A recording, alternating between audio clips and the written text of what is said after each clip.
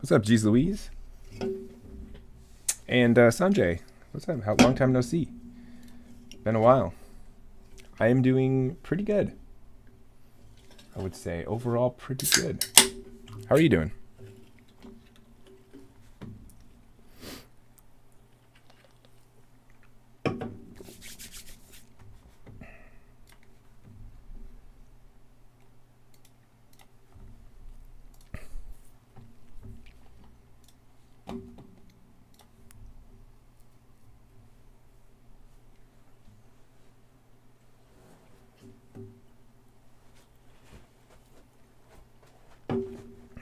Thanks for the cheers.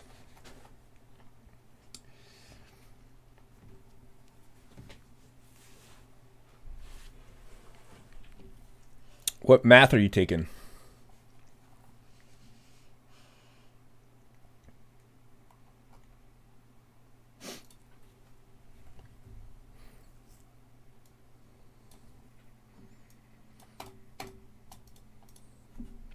First pig to human heart transplant. Miss Lerner sent me this article last week and I didn't get a chance to read it. BC. I don't know much about it, Sanjay. I can't really sympathize with you, I guess is the word. I don't have, or empathize. I don't, I never took, I didn't even take calculus in high school. Didn't do it. Almost took it my senior year. Almost decided to do it. And I went against it. Didn't feel like I could cut it. What up, Willy Wonka? How many hours should a student spend per week on studies/homework? So the word should there is doing a lot of the work in that sentence, because when you say should, do you mean to have like a healthy mental health, or do you mean should as in like so that you can get straight A's in like all AP classes? Because those are like very two different. The answer is very different for either of those, right? So if you're asking me just straight up because you want to like know how to do really really good and like get like max out your GPA, the answer is going to be different than like maybe that would maybe be healthy for your mental health, give you not make you stress so much, give you a little bit of free time. Two different answers. Right, one might be like an hour, someone might suggest like an hour a night per class as like a pretty heavy workload, maybe, because that's like, what would that be if you have 7 classes? It's 7 hours a night. That's like basically going to school a school day like twice. But that seems pretty heavy. I don't know, but people do it.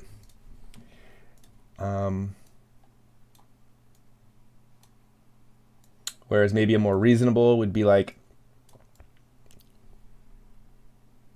30 minutes for every class that you have.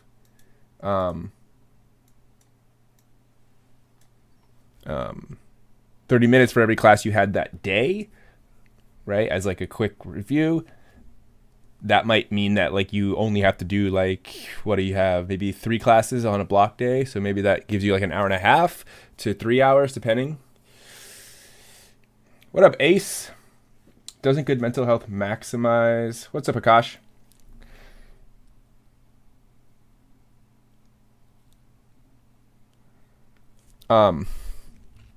Doesn't good mental health maximize GPA? I don't think that's necessarily correlated with each other. I mean, I think they're correlated, but they're not connected. Like I could imagine that there's like some sort of balancing point between putting in some effort and not overdoing it. So like I could imagine that you could sacrifice a little bit of mental health by overworking yourself to improve your GPA. Now that might not be sustainable over a long period of time, but maybe like temporarily it's possible.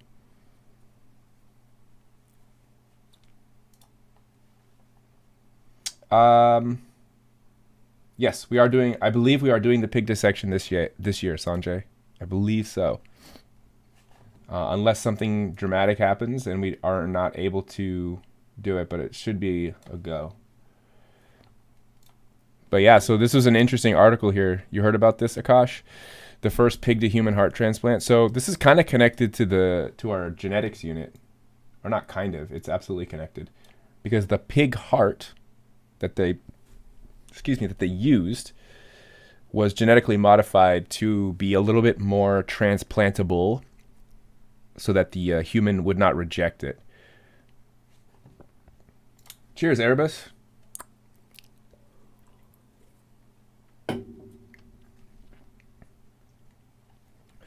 I'm not exactly sure what they did to the pig heart in terms of how they see. It says genetically modified pig heart. So let's see what they said. The first person to receive a transplanted heart from a genetically modified pig is doing well after the procedure last week in Baltimore, Maryland. Transplant surgeons hope the advance will enable them to give more people animal organs, but many ethical and technical hurdles remain. I'm curious what the ethical hurdles are here. I wonder if they mean like if ethical hurdles are because of what they have to do in terms of like the animals, like how they harvest them.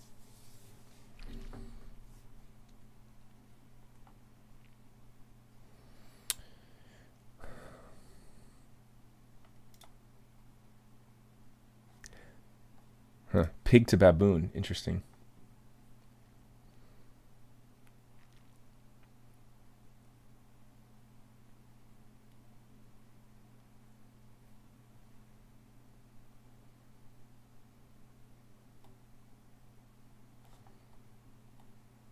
Yeah, so here's sort of the connection to genetics. Xenotransplantation has seen significant advances in recent years.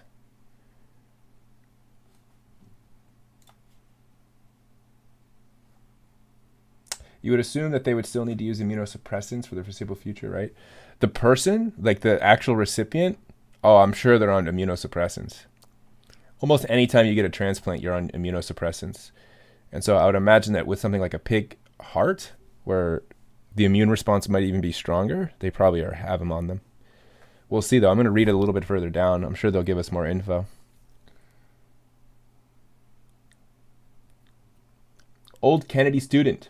Am I the only one who can't hear? I think you're probably the only one who can't hear. Everyone else seems to be hearing. Totally fine. Should you take apes next year? 100%.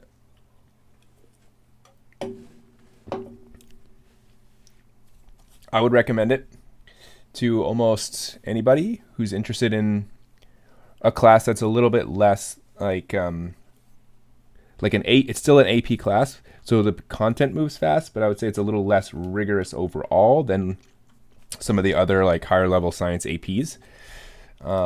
And it's also kind of like just a class where you get a general sense that you learn a lot about like human impact, which is a little different than other classes, science classes. Have I ever drank chamomile tea to sleep? Nope, I haven't. I've drank chamomile tea before, but not to sleep necessarily. What up, Jay?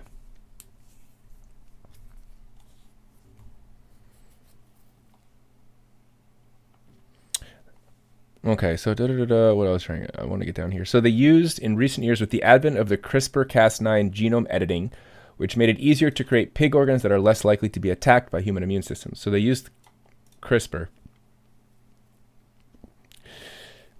I'm curious what exactly what editing they did to the pig heart DNA to make it more transplantable.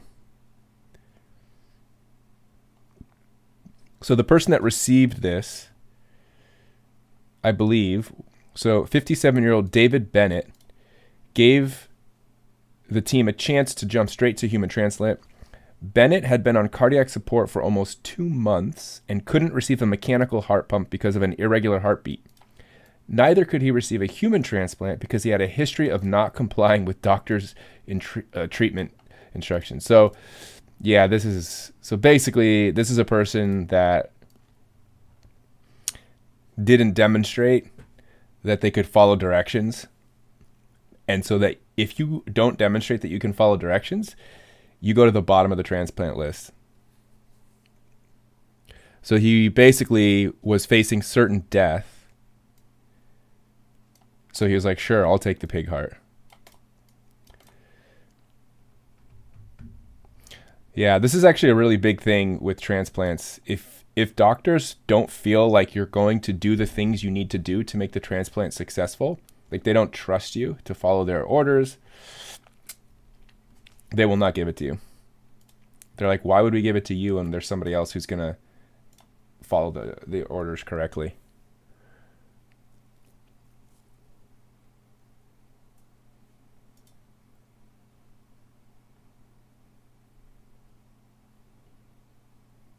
So you get the pig heart.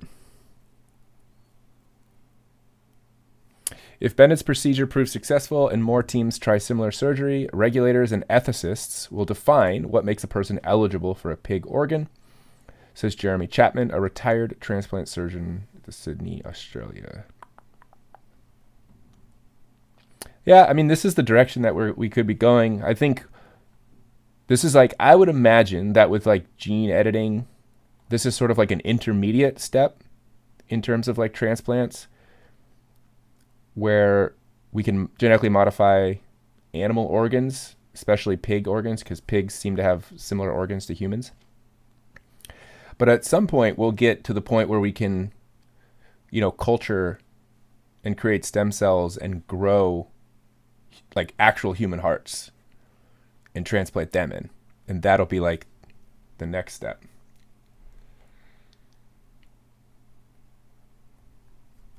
Yeah, I saw that too. This little caption here. So they knocked out genes that trigger human immune system. I don't know what those genes would be. There's probably some genes that create like cell surface proteins that the immune system would recognize and mount a response against. So they probably knocked those out. I don't know if they'll get into the technical side in this article. It is a Nature article, so sometimes they do get a little more technical, but this is like a popular, this is in their news section. This isn't like a technical article, it's more of a popular article.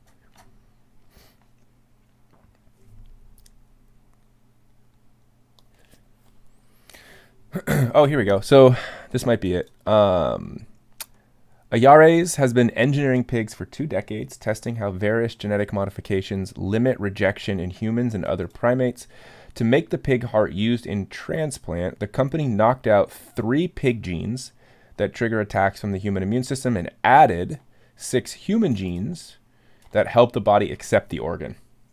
A final modification aims to prevent the heart from responding to growth hormones, ensuring that the organs from the 400 kilogram animals remain human-sized. Oh, interesting. So that heart might keep growing inside of the recipient, so they have to prevent that.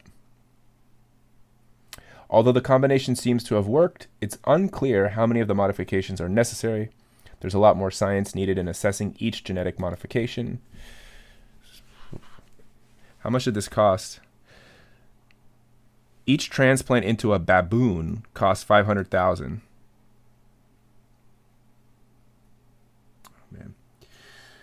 In some private hospitals in India, doctors intentionally kill the patient and leave him on the bed to be seen by family members. These family members are tricked to pay additional fees because they think that the patient is still alive. What in God's name? Wait, do you have a source for that? That is super sketchy. Like, where is this happening? So what you're basically telling me is that they are committing murder and then fraud at the same. They're like murder and fraud.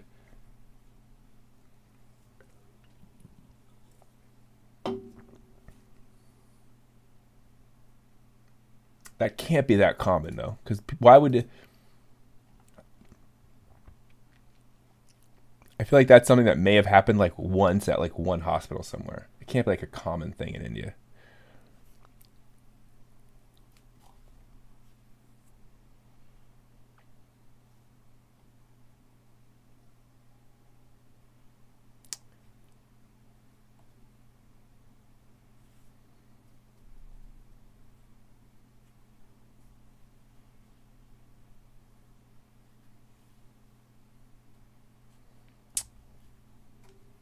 Hmm. Well, we'll see how this person holds up. When did this happen? This happened on January 7th, so it's been almost 2 weeks. And he seems to be doing fine. And then there's this other article on this like pig to baboon. So it looks like they tried this. Ooh, I got paywalled on this one for whatever reason.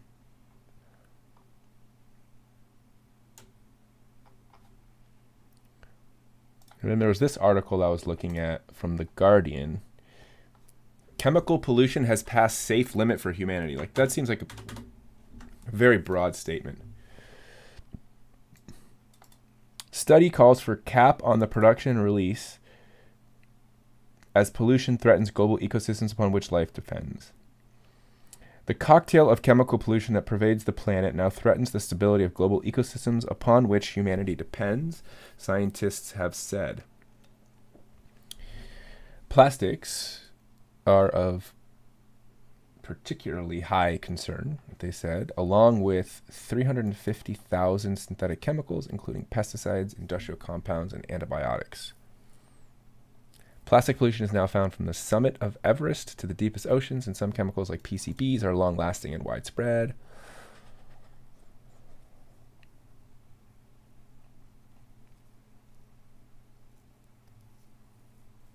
The study concludes that chemical pollution has crossed a planetary boundary, the point at which human-made changes to the Earth pushed outside the stable environment of the last 10,000 years. Where is the actual... I want actually a link to the actual study because I don't feel like this is such kind of a strange call. Chemical pollution threatens Earth systems by damaging... Yes. For example, pesticides wipe out non-target insects. Got it. There's an 50-fold increase in the production of chemicals. Yep. For a long time, people have known that chemical pollution is a bad thing. Yes, we have known that. But they haven't been thinking about it at a global level. This work brings chemical pollution, especially plastics, into the story of how people are changing the planet.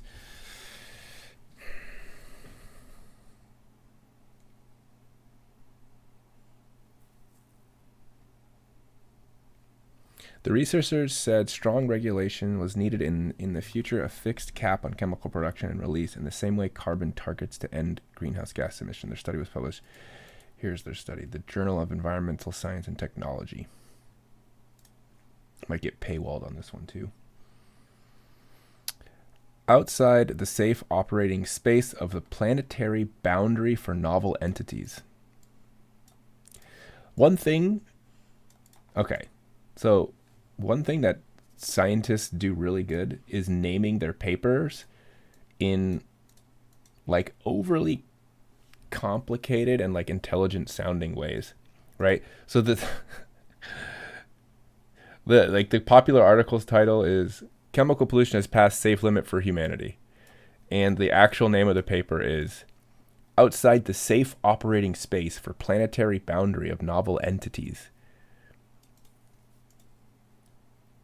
This is like when you use the thesaurus, like the synonym feature to get words that sound a little more, like a little better. Like novel entities, you could just say like new things, or like, well, I guess in this case, it would be, when they say novel, they mean human made.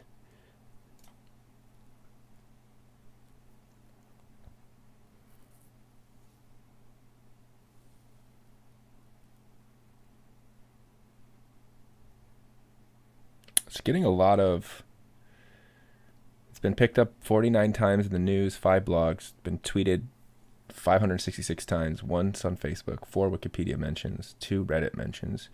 It's getting traction. It's only been out for a day.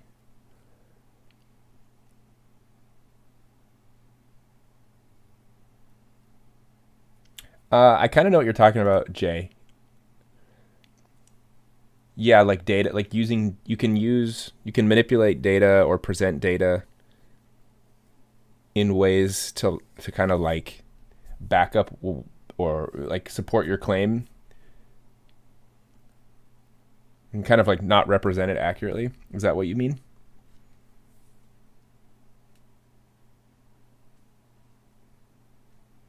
I think I know what you're talking about. Okay, so what are they saying here? We submit that the safe operating space of the planetary boundary of novel entities is exceeded since annual production and release are increasing at a pace that outstrips the global capacity for assessment and monitoring.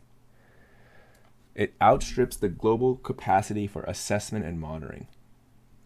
Wait, so what they're basically saying is that we're making and releasing more new like chemicals faster than we can like monitor that release. So it's not so based on just this first sentence, it's not necessarily that we're for sure exceeding some boundary. It's just that we're not able to assess and monitor it like properly because we're releasing them so fast. We just can't keep up. The novel entities boundary in the planetary boundaries framework refers to entities that are novel in a geological sense and that could have large-scale impacts that threaten the integrity of Earth systems. What is the planetary boundaries framework?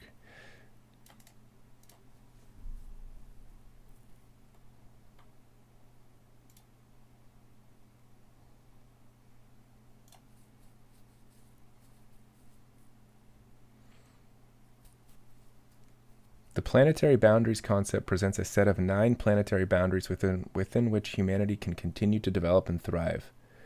So one of these boundaries is going to be what? Pollution, chemical pollution. Oh, novel entities. Here it is. That's their slice. Not yet quantified.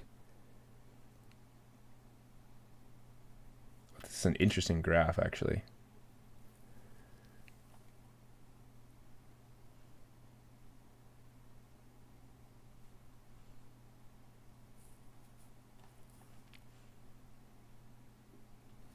So they're saying that. Wait, what is this?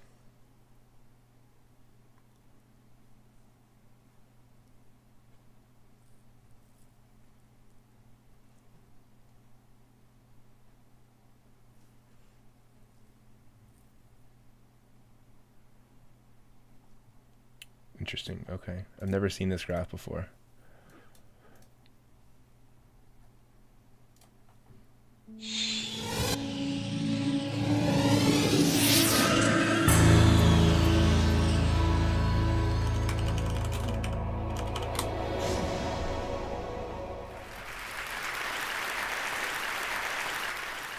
We live on a human-dominated planet, putting unprecedented pressure on the systems on Earth. This is bad news, but perhaps surprising to you, it's also part of the good news. We're the first generation, thanks to science, to be informed that we may be undermining the stability and the ability of planet Earth to support human development as we know it. It's also good news because the planetary risks we're facing are so large that business as usual is not an option. In fact, we're in a phase where transformative change is necessary, which opens the window for innovation, for new ideas, and new paradigms. This is a scientific journey on the challenges facing humanity in the global phase of sustainability. On this journey, I'd like to bring, apart from yourselves, a good friend, a stakeholder who's always absent when we deal with the negotiations on. Interesting. I'll watch this later. Well.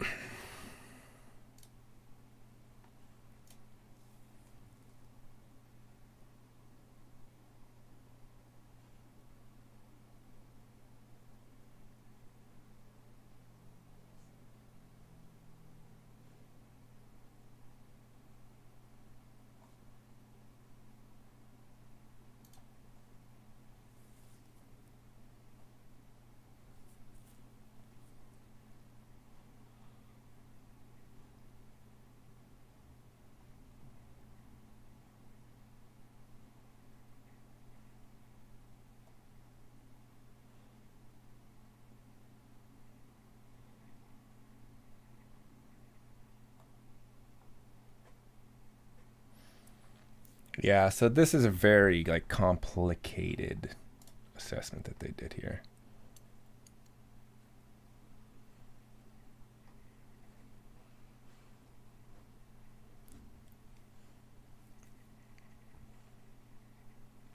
We conclude that humanity is currently operating outside the planetary boundary based on the weight of evidence for several of these control variables, the increasing rate of production and release of larger volumes and higher numbers of novel entities with diverse risk potentials exceed society's ability to conduct safety-related assessment and monitoring. We recommend taking urgent action to reduce the harm associated with exceeding the boundary by reducing the production and release of novel entities, noting that even so, the persistence of many novel entities will continue to pose a threat. Yeah, so basically they're just saying like we're producing like plastics and other chemicals so fast that we can't really assess their risk, and we should slow down so that we can be a little more deliberate with figuring out if they're how the harm that they may cause, so that we don't realize that they're causing harm once we've already released so much of it. I guess that makes sense. But I think that's a very vague, it seems like that this is a very vague kind of thing.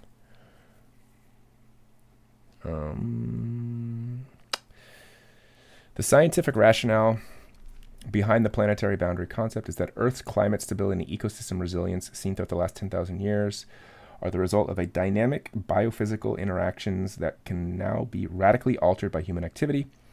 The further human activities push Earth away from Holocene-like conditions. So the Holocene is basically just this era in the Earth's history. I'm trying to remember what period it was.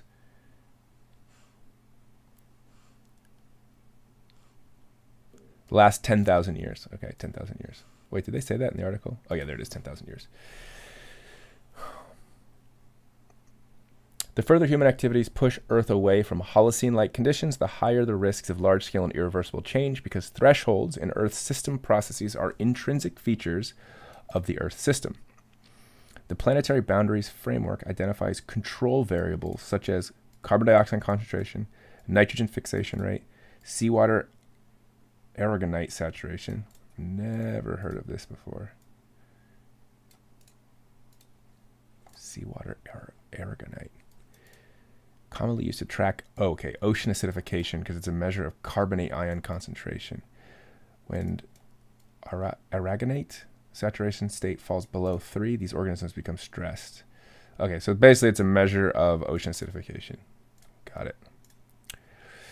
That track both Earth system behavior, i.e. Earth temperature, nutrient limitation, and ocean carbon sinks, and the perturbation, disruption, that may provoke crossing of thresholds, which are linked to one or several control variables. A control variable is defined as a measurable parameter that is causally related to a specific boundary.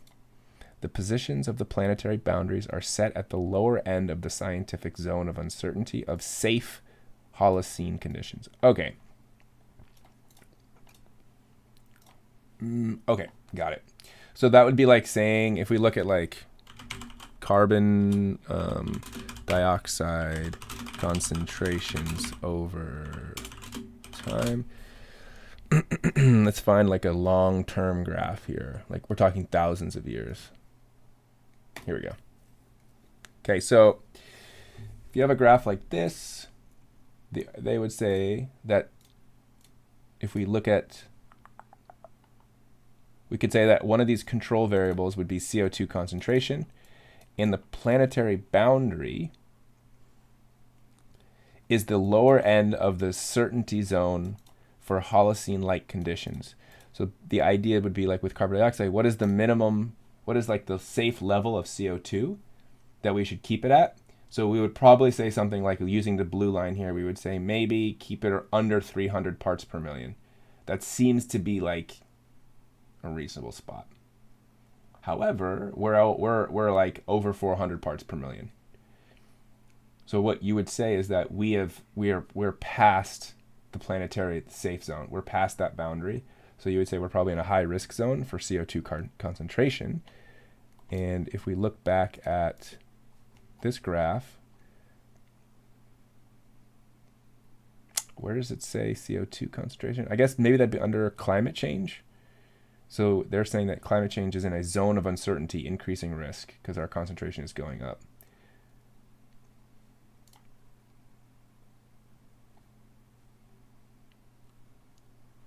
So that's what they're classifying that as. That yellow there for climate change is a zone of uncertainty. It doesn't seem like they have a... I don't know what this is. EMSY. Do we have a filtration system for microplastics at the moment? No, we don't. We do not have a filtration system for microplastics. A lot of people are working on it. That's probably like one of the biggest areas of work going on in terms of like engineering and environmental science, is figuring out how to reduce plastics, especially microplastics. The problem is that they can become so small that their size is just smaller than some of the some other things that you wouldn't want to filter out. So it's not as easy to do. What is this one? Hold on. What is they have like a key for what this means? E/MSY. Let me see what that means. Hey, run along. Thanks for the cheer. Run alongs. I don't think I've seen you here before. Appreciate it. Do you know what E/MSY would stand for in this graph about biosphere integrity? E/MSY. What does that represent? Oh, extinction rates. Extinctions per million species years. Okay, the normal rate for mammals is 1.8 extinctions per million species years. Million species years. Species years can be calculated by multiplying the number of species in the study by the number of years being considered. Okay, got it.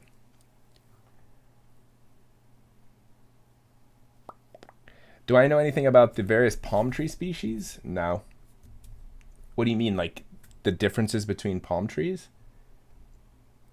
Like from like a botany perspective? Okay, so looks like the two areas that were beyond the risk would be, we're causing a lot of extinctions. That's well beyond what we should expect. And we're causing a lot more nitrogen release. So this is going to be due to fertilizers, like nitrogen fertilizers being used on like agricultural land and that running off into water and soil.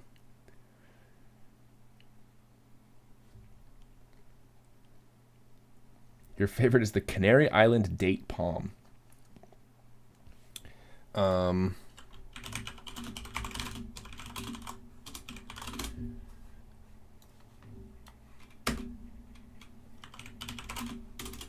What is that one? Are you like super into palm trees? Oh, it's like the short stubby guy. Or I guess they can get pretty tall. What do you like this one? What is it about it? It's just got that classic look.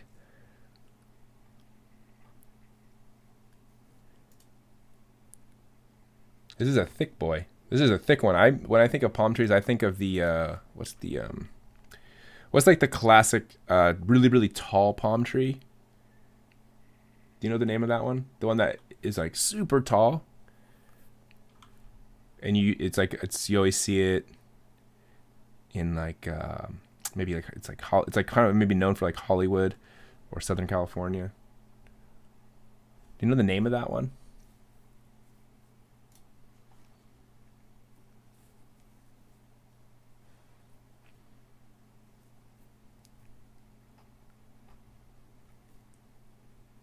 Is it a coconut tree?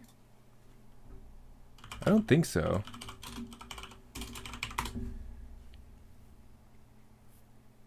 Oh, maybe. Maybe.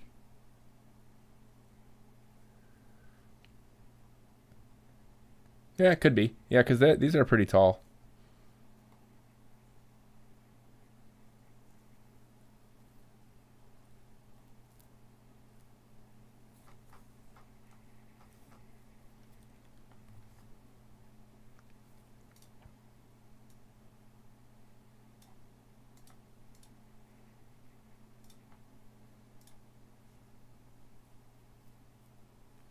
Okay, so what did they do? They basically went through.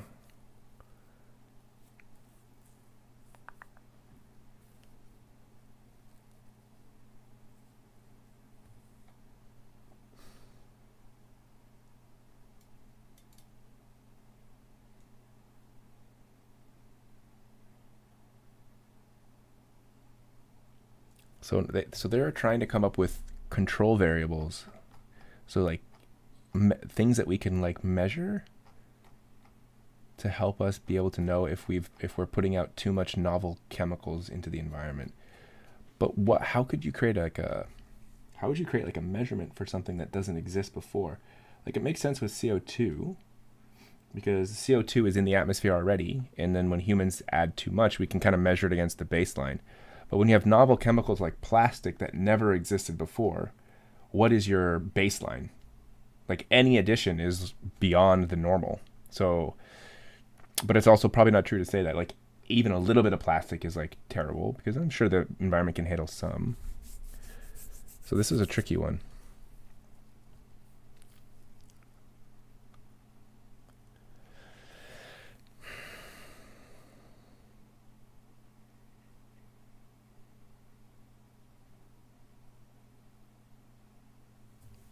So below, we evaluate options for control variables. Silver thatch palms.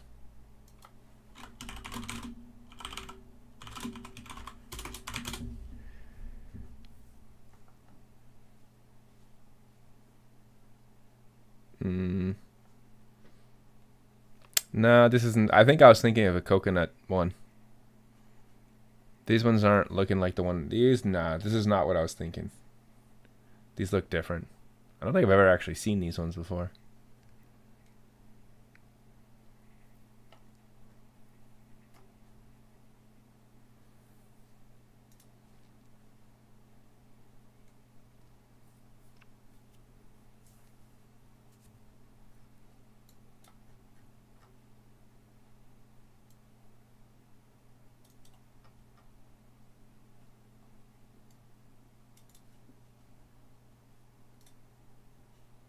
This is a terrible table.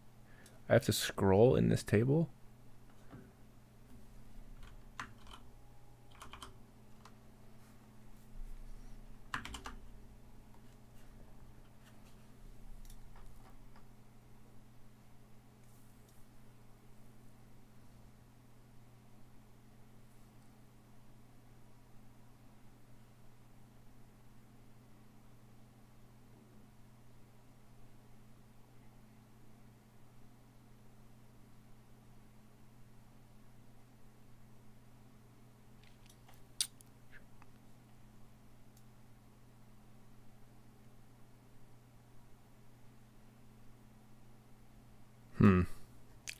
All right, I guess I see what they're doing here.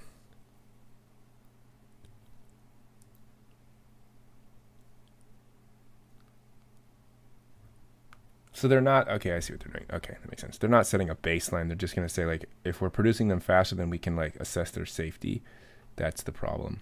And that's the case, and we kind of are. This is technical paper. Jeez.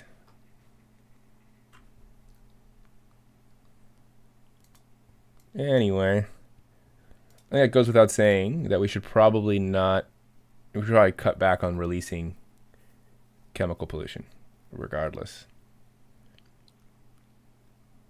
Oh, here it is. Determining whether chemical pollution has crossed the planetary boundary is complex because there is no pre-human baseline, unlike with climate crisis, the level of CO2 in the atmosphere. Yeah, okay, that makes sense.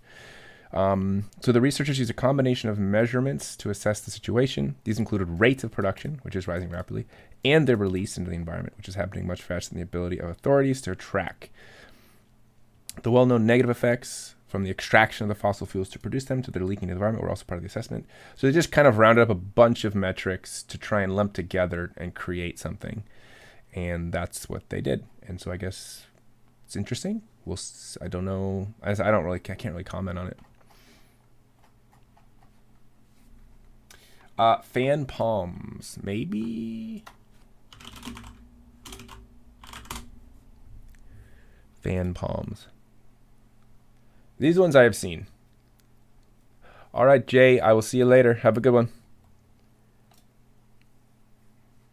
Yeah, maybe this is maybe what I'm thinking right here. This looks right.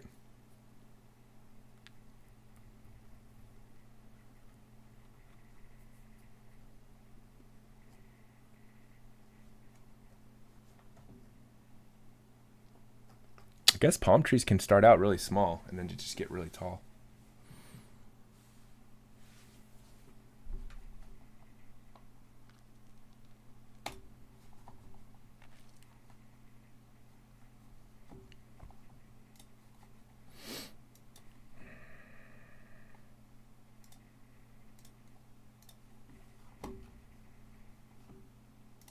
All right, I'm going to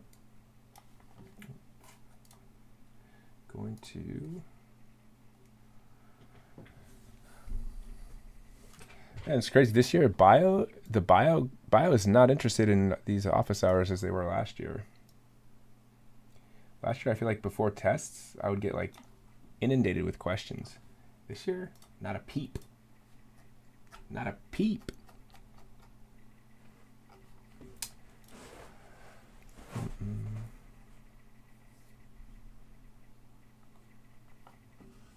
Interesting.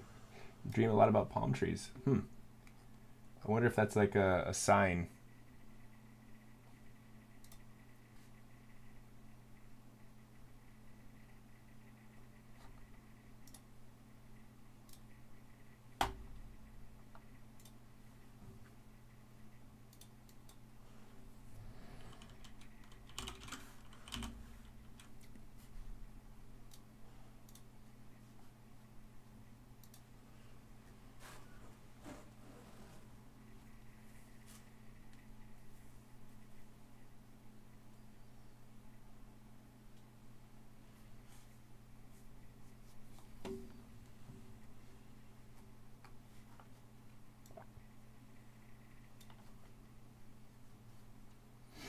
Okay.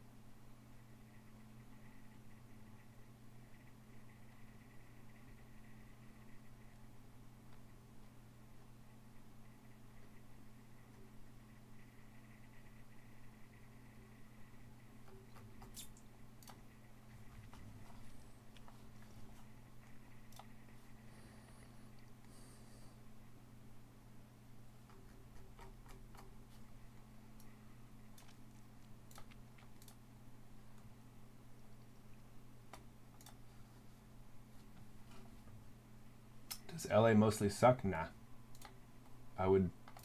I can't really comment. I never lived directly in LA. I lived outside of LA, like in the suburby area when I went to high school, so I can't make any comments on LA itself. But I think, LA, just like any large city, it's gonna have its goods and bads. Right? I don't think you can sort of make any claims. I think there's spots that are probably really good, but some spots that are not so good. What's up, Mr. Chang? Long time no see.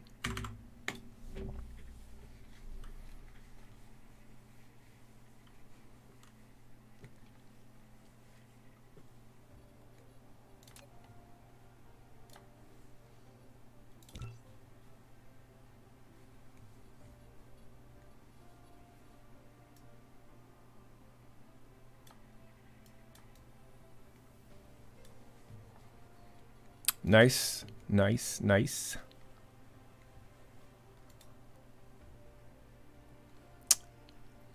How was work? Pretty good?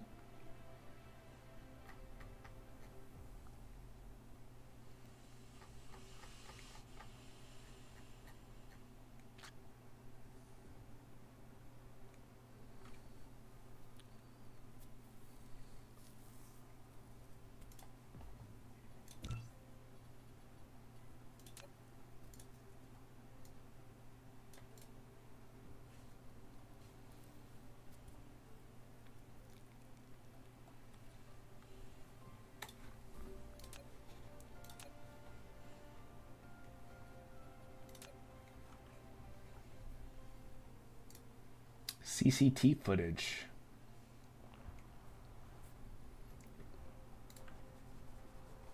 What's is that just because you're monitoring something in particular?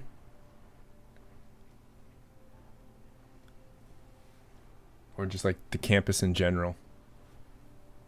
I'm assuming you're still, doing what you were doing before. Campus police or something like that.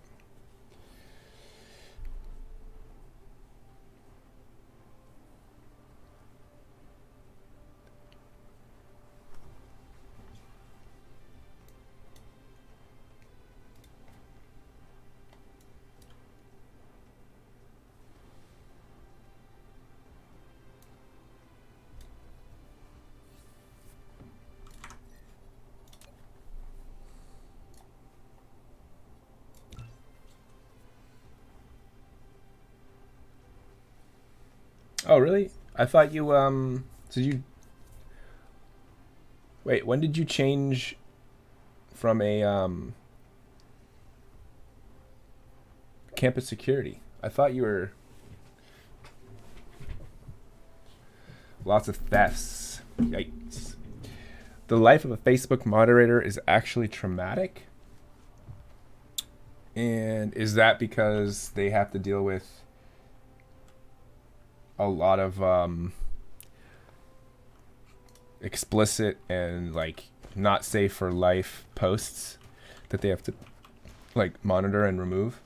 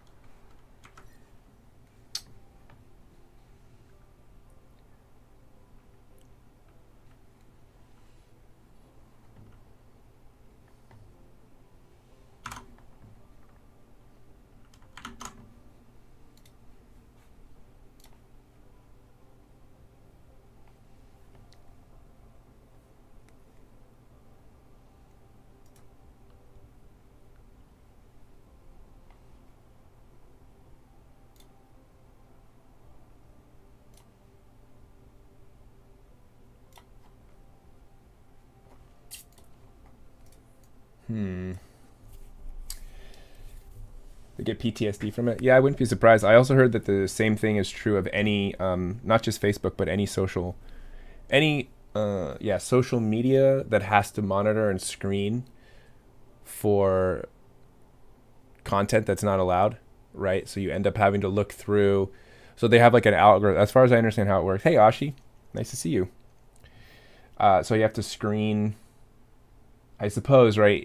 There's an algorithm that flags different content, what it thinks is inappropriate, and then there's an actual real person is going through those things and actually saying like yes or no to them, right? I don't ignore you. Sometimes there's a delay. You have to keep in mind there is a little bit of a delay.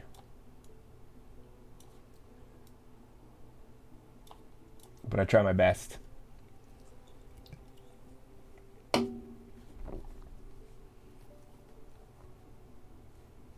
Okay.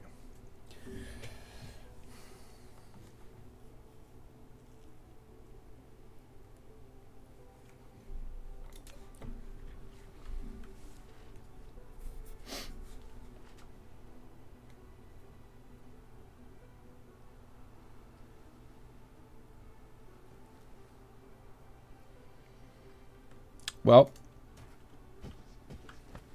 I'm trying to figure out if my computer is going to be lagging right now with this. Yeah, it's a little laggy.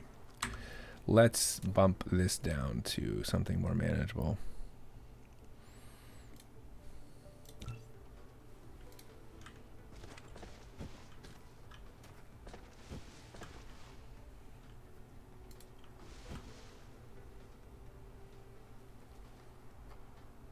Is that gonna lag? Does it look okay? Look okay? Okay, it looks fine.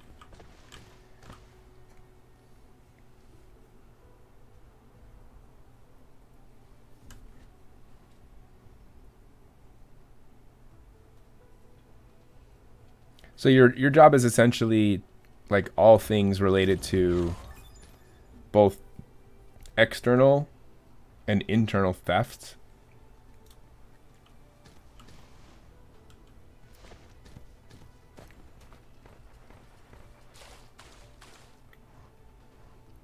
Okay, what do I gotta build over here? We need to make some stuff.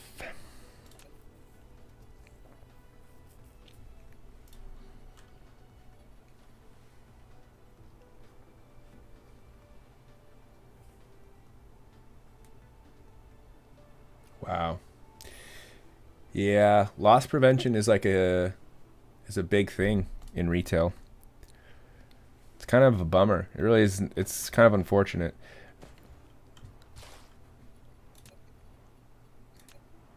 All right, so I'm gonna have this come over here. Probably. Actually, let's just empty this for now into a storage chest.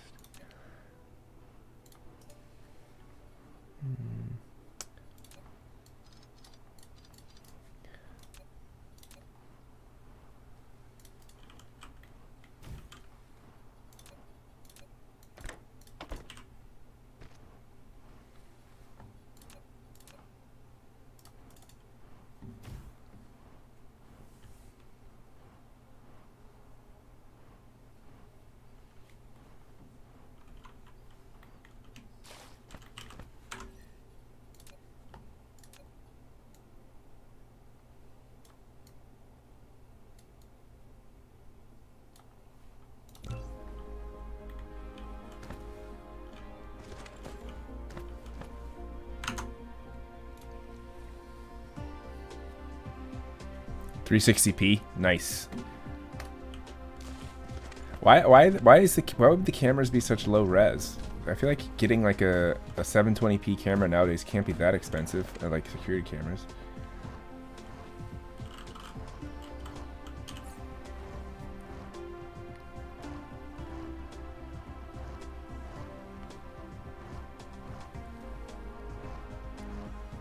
Okay, I need to build these.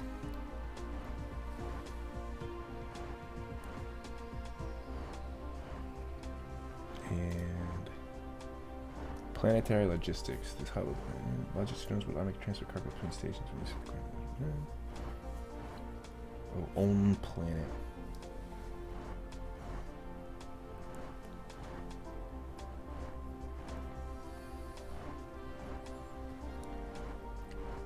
What do I need to build these? So I need to set up. Oh man, titanium. I need to make processors, which means I need to make microcrystalline, which means I need this and this. I have silicon, I have copper, that's easy to make, which then goes into that with chips, which I can do. And I also need thrusters, which is just iron and copper.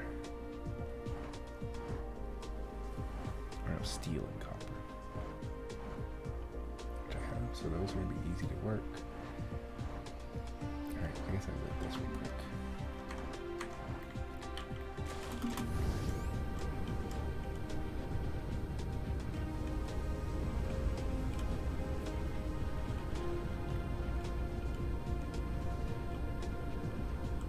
Oh, I didn't see your message. Is Doc here? Yeah, Jameson's sitting right behind me.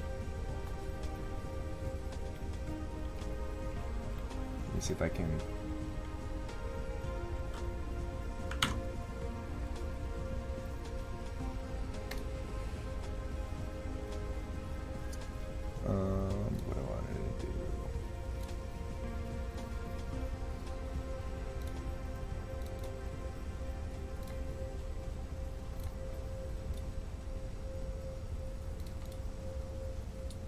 trying to actually get you a better look, but I can't find the I'm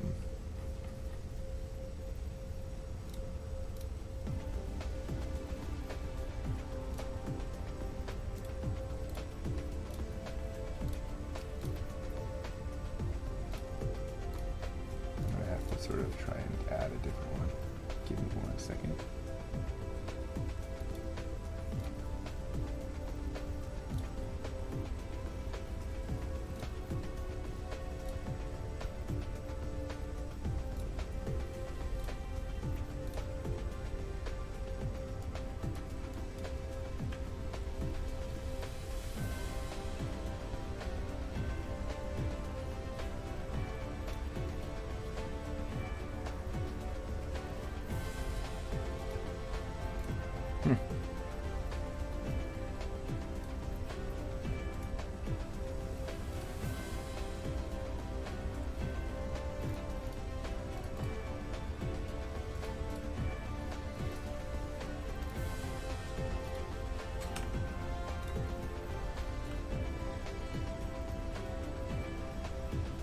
Yeah, I don't know. My other camera's not working. So you can see him there. He's sleeping. He's passed out, actually. He's just laying there, KO'd.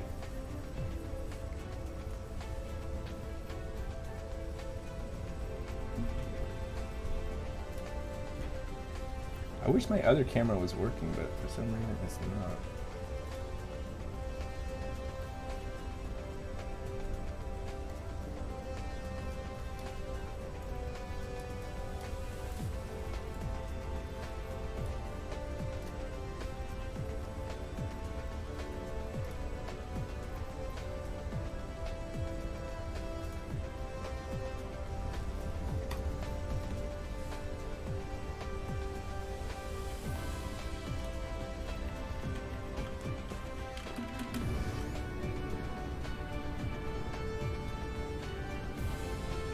Full-time student, full-time working, yeah, that's a lot. I think you're gonna, I hope that you don't burn yourself out too badly. That's the easy way to really burn out.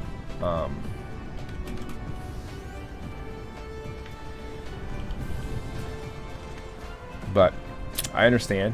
You gotta do what you gotta do. I was lucky where I only had to work part-time during my college.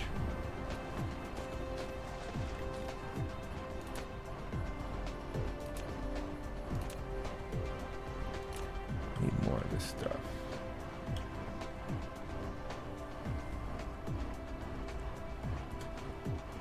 Actually,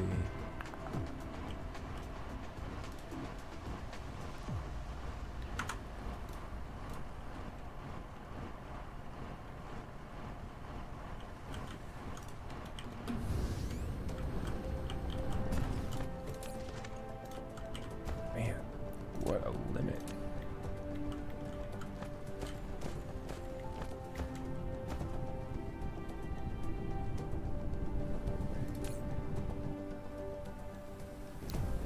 Six per minute. These are so slow. Do I have silicon on this planet? I don't have silicon or titanium.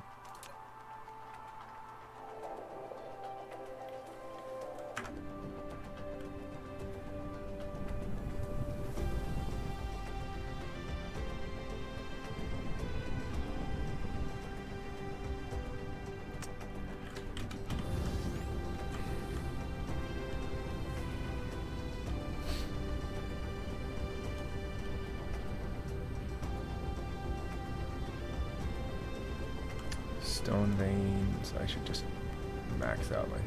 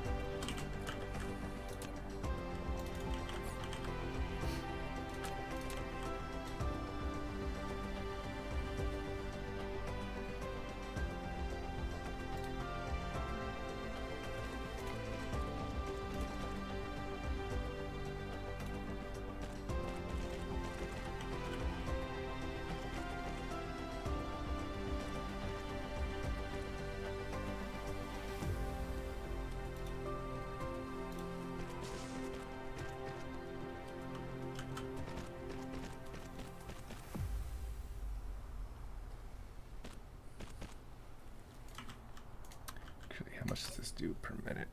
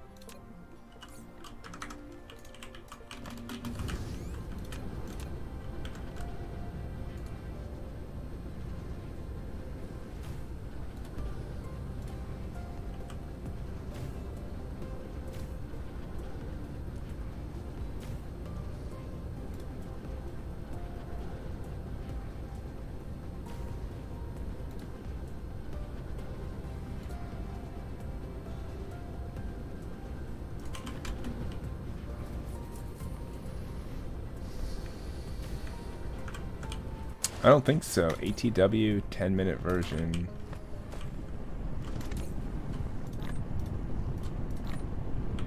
I don't think so.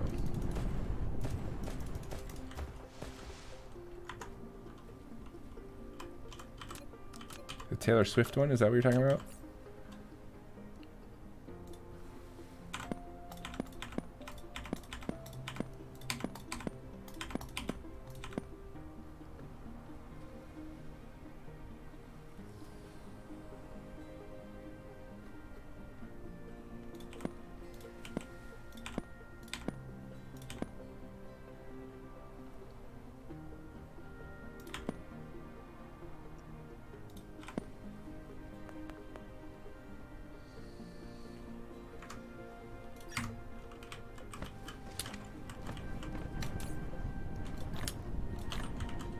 Was that a...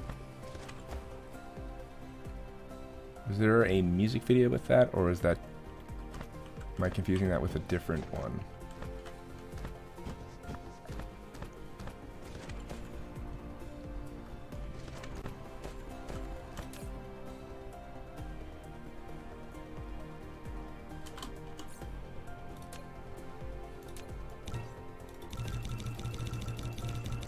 Or a short film, sorry. Didn't mean to disrespect it by calling it a music video. Yeah, short film. I think I did not see the short film, so I don't think so.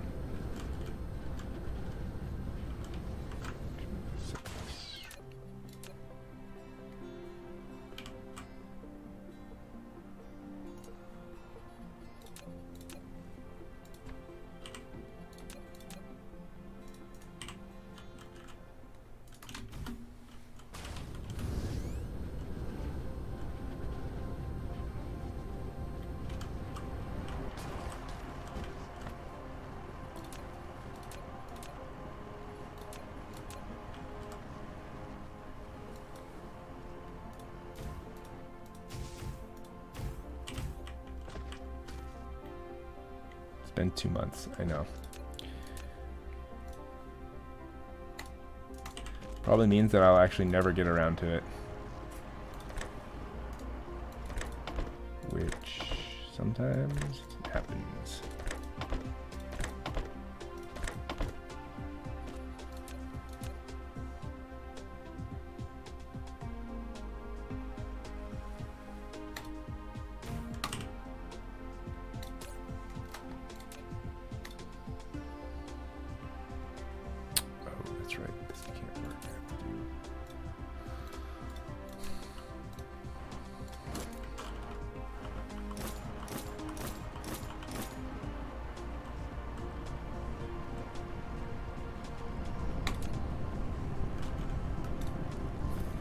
Yeah, I probably couldn't. I don't think I can even watch that on stream anyway because it'll get DMCA'd. Okay, so how fast do these eat up?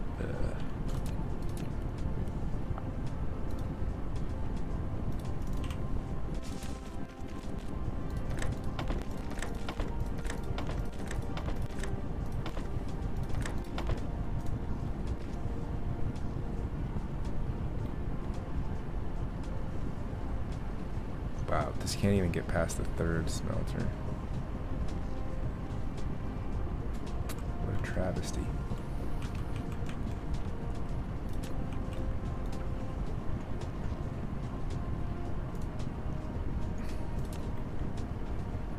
why I feel like this year, actually, like the office hours in terms of like people asking questions about like when you have a test the next day,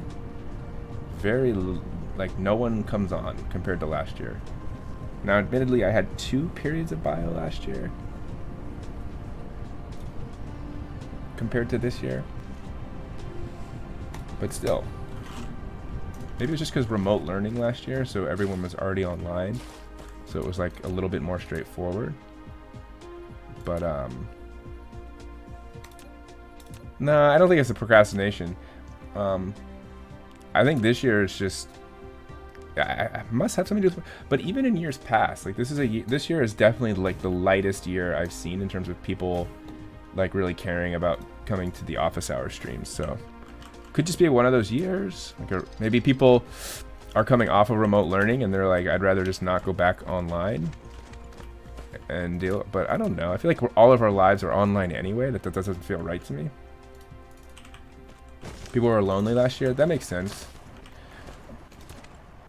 But even in years past, like I'll say like like even 2 or 3 years before we went to remote learning, I would still get a lot. Like before a test, it would just be like questions pouring in through the chat. Like I could barely keep up. And now, like I just have time to just like, I'm just sitting here basically just playing games. Like not even there's like no questions at all.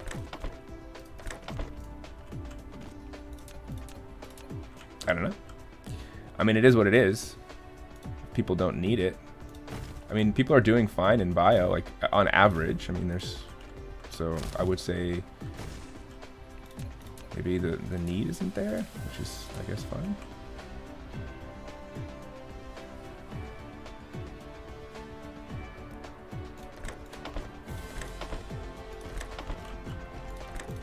You hit a deer? Yikes, dude. That's actually really dangerous. And probably destroyed your car unless you like grazed it or something.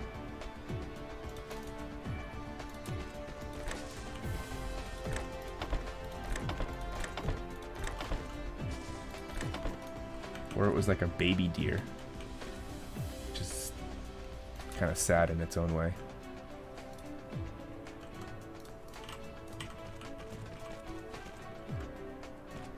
Why is this thing not pumping out? It is not fully connected.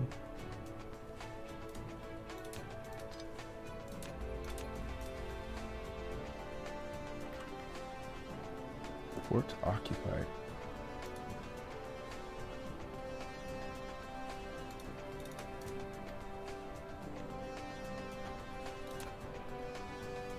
Oh, I see.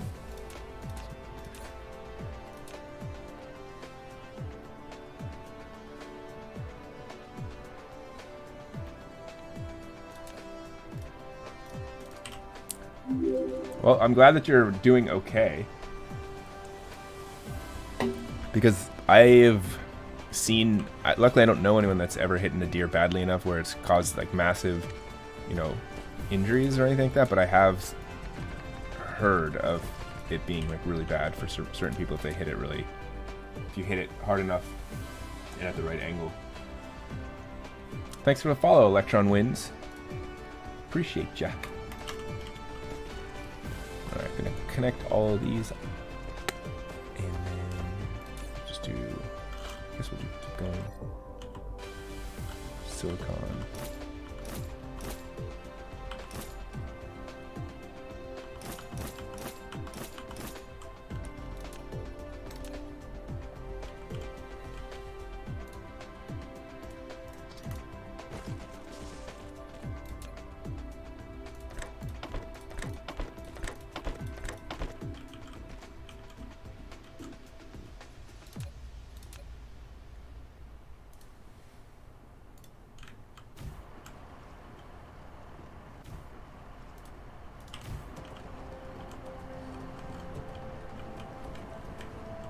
Sucks, but that's the reality. That's the reality. That's the reality of life when you live on a planet where humans are driving hunks of metal at 30 miles an hour down roads that were never there before.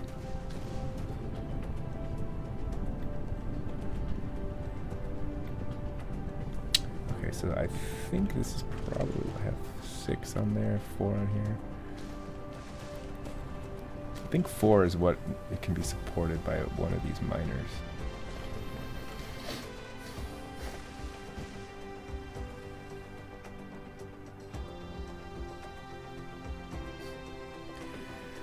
That was actually not a bad joke, Ashi. I didn't actually get it at first, but then I remembered. Then I remembered how that movie went. But it was also a little dark. A little bit of a dark joke. Okay, so now we're going to make a bunch of ingots.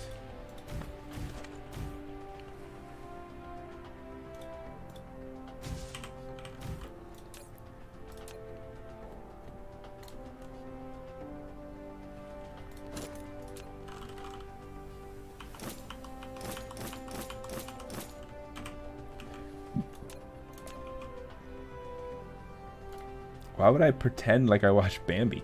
Bambi was a classic. When did Bambi, the original Bambi, it must have come out in like this. The original Bambi must have been.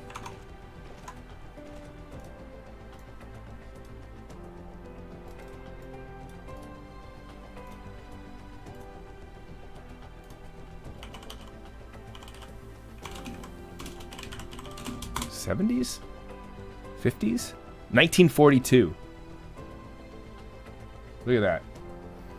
Original theatrical release poster.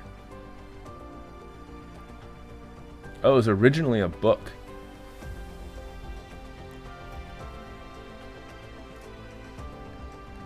Bambi is a 1942 American animated drama film directed by David Hand, supervising a team of speakers, and produced by Walt Disney, based on the 1923 book Bambi, A Life in the Woods by Austrian author.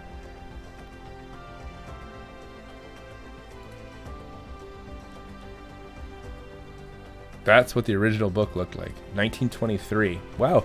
Next year will be the 100-year anniversary of Bambi.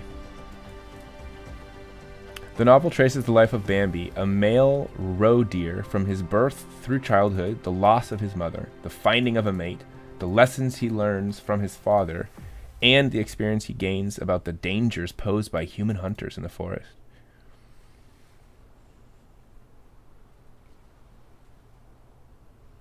The novel was well received by critics and is considered a classic, as well as one of the first environmental novels. Interesting. One of the first environmental novels. I guess that makes sense. Environmentalism, I guess if it's talking about like anti-hunting. What other environmental messages were there in that? This is the guy who wrote it. Slick.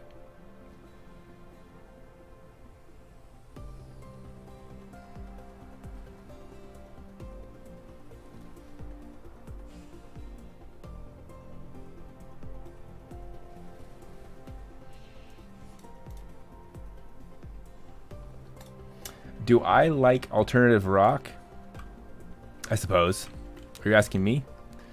I would say probably. I mean, that's a very broad category, right? But I think that would probably make sense.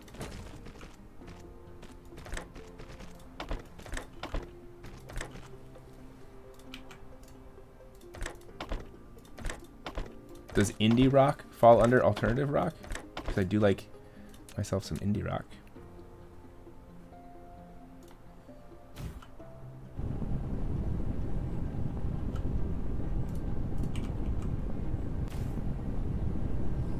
Alright, how many smelters can be supported by all this? I gotta figure out what's going on here.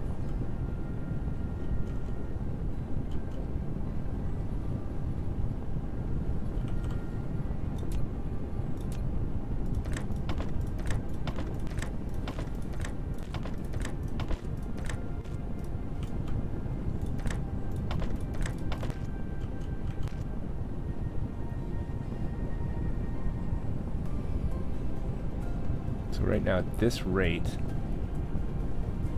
it's not even reaching this last smelter, which means that I probably can only support 6 of them.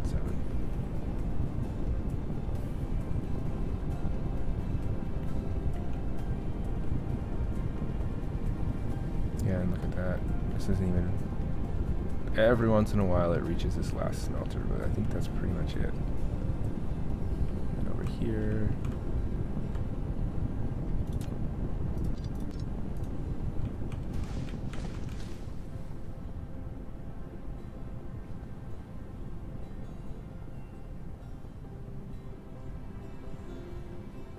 I can't listen to music on the stream though, Mr. Chang, because it gets DMCA'd. It gets copyright claimed when you listen to music.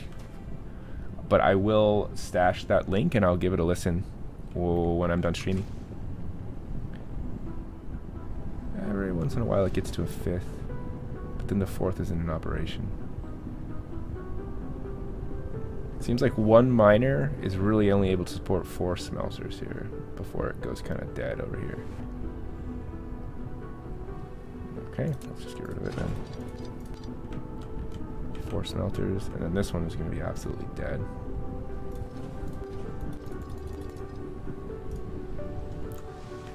And so then this total is not going to be able to support that many of these.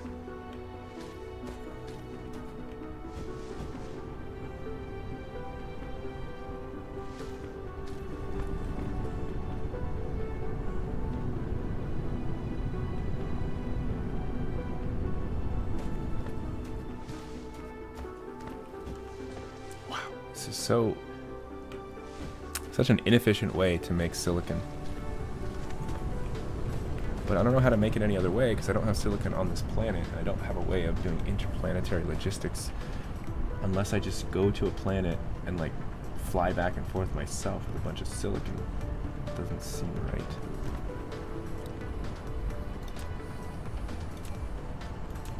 I guess we'll just put another miner on here.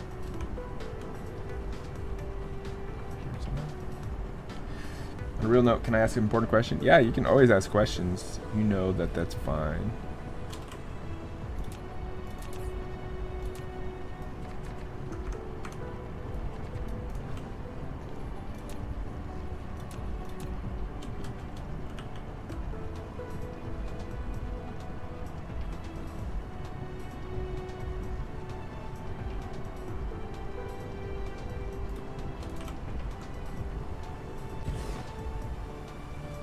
Wait, you asked me my Harry Potter house? Okay, I missed that. Somehow I missed that.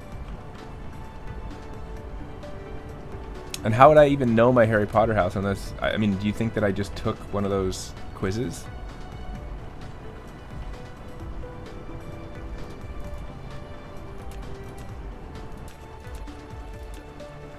Unless you have a quiz that I can take, because I don't know where to find one. I find one that's...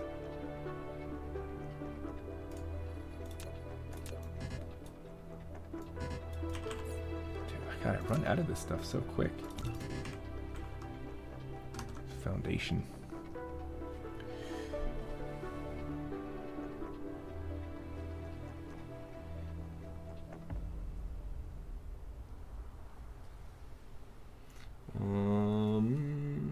Let's see. How did Germany create artificial ammonia and stuff? Like, how did that work? And how would poison gas go in and like screw up the respiratory system? Oh man, you're asking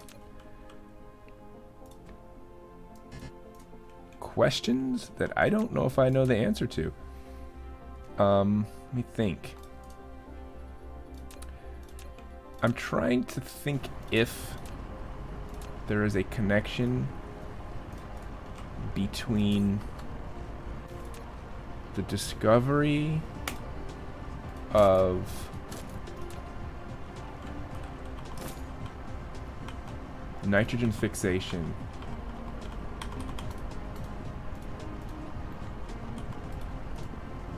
and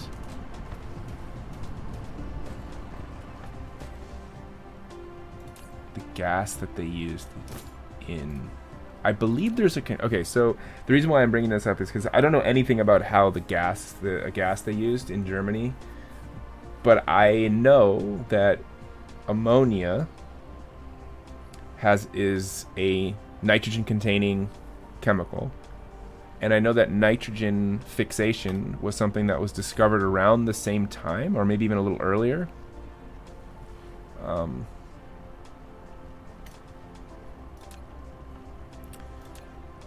And so it's possible that there is a connection there. But I don't know. Is it called like Zyklon B or something like that? Or Zyklon A?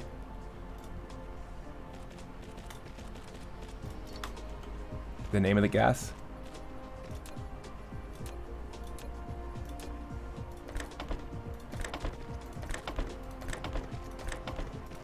But if you have, I'll take a look at something.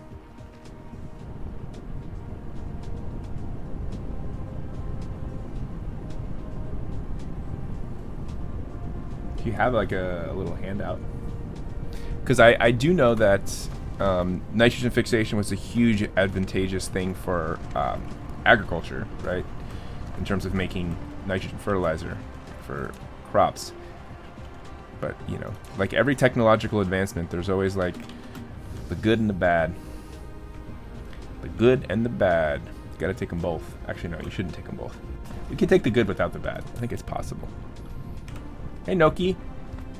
How are you? What was I getting over here?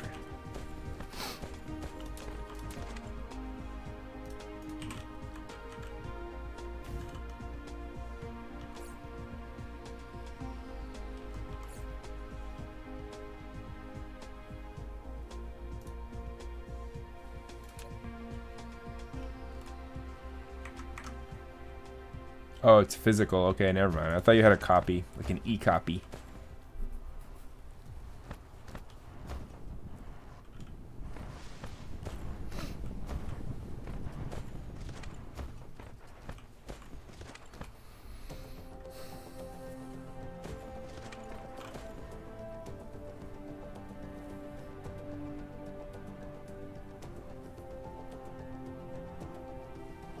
You can take a picture of it. That is true.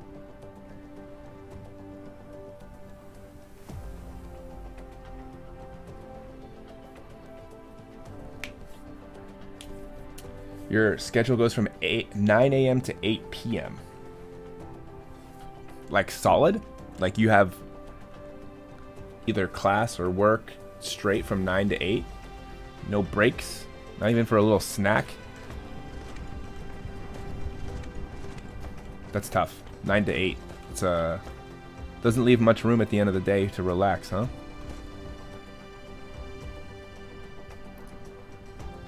Remind me again where you're going? Okay, I have everything over here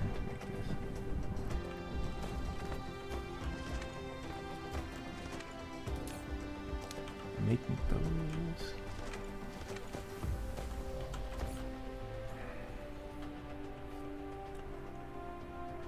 Iron.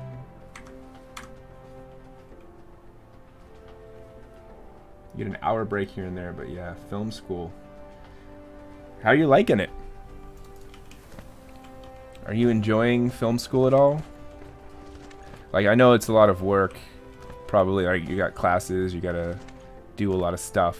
But if you, like, step back and kind of think about the whole thing, are you enjoying your time there as far as, like, what it might lead to in terms of, like, film itself? Is it still something you really are enjoying and look forward to? Okay, so what are these taking in?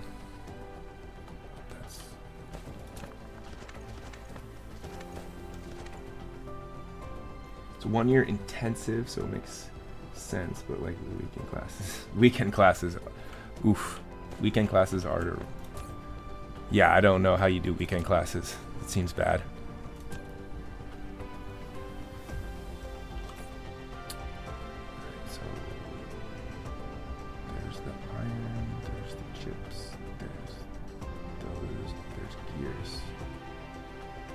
Everything I need.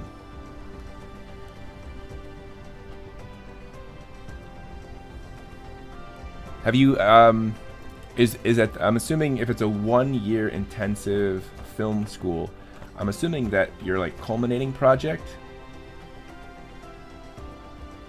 like your culmination, like the last thing that you produce is a film, right? Maybe like a short film. If that's the case, and if you would be interested, I would love to see it at that point. No pressure, obviously, but if you're inclined. What's up, Prabhav? How is IRL school? IRL school, it's not bad. It's definitely IRL in terms of like the amount of COVID cases that are starting to pop up now. But it's good. I like it. I get to do some of these like activities. Like right now, we're doing a wind turbine design lab, which we couldn't do during remote learning. So I like the fact that it opens up a lot of other kinds of hands-on activities that we wouldn't be able to do before. But we are getting inundated with cases lately. It's been kind of rough. And the masks aren't great, which is unfortunate. But we're making do. Thanks for the follow, Am Sag. Okay, we're gonna lay down a assembler here, which I have, right? Yeah, assembler. You're already in production for a short film. We'll be doing multiple for sure. I can send it. Nice.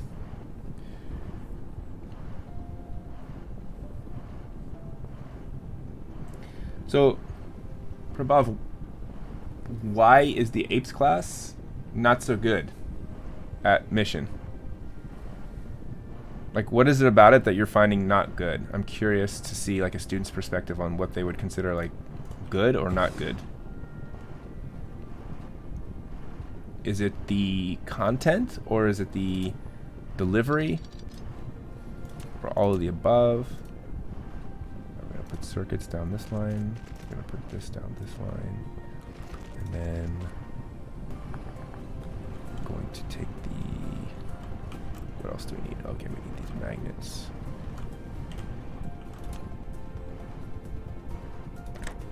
Input. So barely any labs. Yeah, that's I will say one of the things about AP Environmental Science that I think if I were in charge of designing the curriculum, like if I was on the College Board team, I would have reduced the amount of content. They put a ton of content into the class, and so I can understand a teacher thinking, if I have to cover all this content, I have to cut labs because I just need to like get through the content. There's 9 units and a ton of topics. And so I think if you're going to get labs into the class, you really have to be okay cutting some of the content a little bit, like trimming it here and there, or getting it a little, delivering it in a different way, maybe like a video lecture or at home stuff, but then you're burdening the students with homework, etc. All right, Noki, thanks for stopping in. I hope you do well on your midterm and get your, you're writing some scripts to pitch. Nice. Well, good night. I look forward to seeing a film if you ever are able to stop by.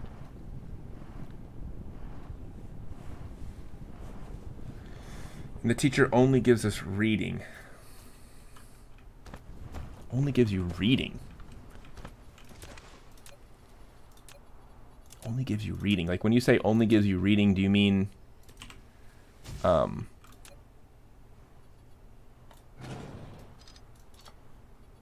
assignments? Like you go to class and you just read? Not even like activities or anything like that? No lecture. It doesn't lecture. Huh. So no labs, no lecture, just reading. What I'm struggling to kind of understand what the teacher is doing then. If they're not providing labs and they're not actually like talking and giving information,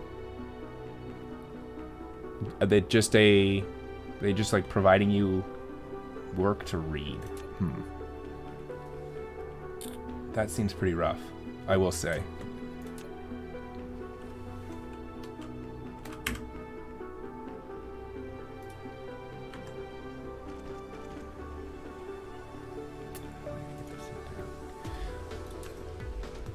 Well, I'm sorry to hear that. I hope that not all of your classes end up with that kind of an experience. Interesting. It just tells you to read the textbook. And the homework is comprehension based on the test. And the homework is comprehension based on the textbook. Man, I'm sorry. I don't like. I feel honestly, as a teacher, I feel guilty when I'm like with my apes class. I feel guilty for the amount that I lecture because I feel like it's not as engaging. I feel like I could have more labs in my class, but I try to mix it up with like things here and there as best I can. I still feel guilty about not doing as much, but hearing your perspective on it, I guess makes me feel a little better.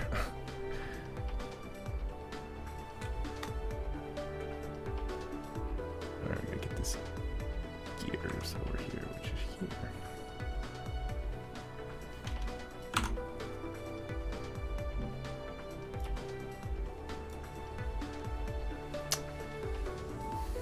I don't know if I can speak about the competition or competitiveness. I do know that Monte Vista can be a little bit like too much in terms of its competitiveness for sure.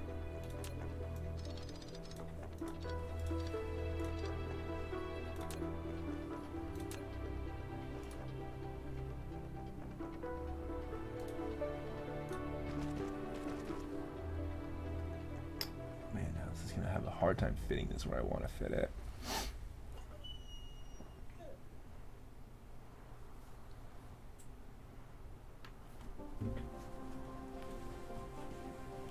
Yeah, no worries, Ashi. You can always email it to me too, and I can always take a peek another time. Actually, you know what I'm gonna do here? We're gonna pull this back and go. We're gonna put this one there, and then this will go here.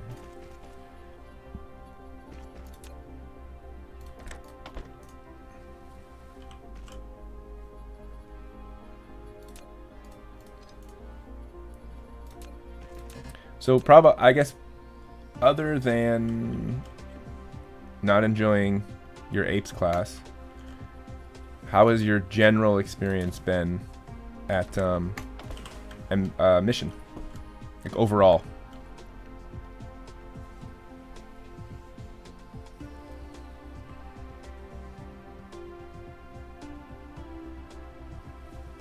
Yeah, no worries, Ashi. I don't want to inconvenience you. If you found a very desirable position, I won't disturb that. I'll respect it.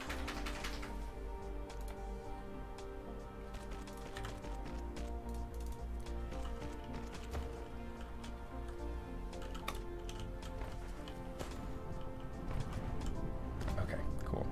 So now this area is producing me smelters, manufacturers, and miners. Nice.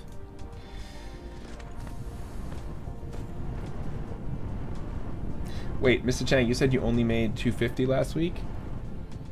Wait, you're working full time and you only made $250?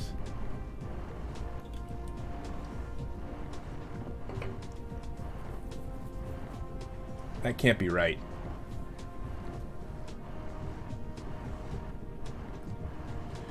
Because a full-time job, let's say you worked like 30 hours. I know full-time is usually 40, but maybe like 30. Even if you're making $10 an hour, you'd still make $300. No, wait, that's not true. Sorry. $10 an hour at 30. No, yeah, $300.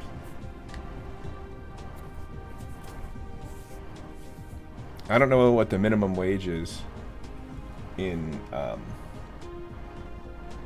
Texas, but it's most likely lower than California, at least the Bay Area. The minimum wage in Sunnyvale is going up. It went up to 17 something this year. It's crazy. Wow, only $7. But the cost of living, I guess, is probably a lot cheaper than the Bay Area. So, but I feel like 7 to like you get $12.50. Okay, that's fair.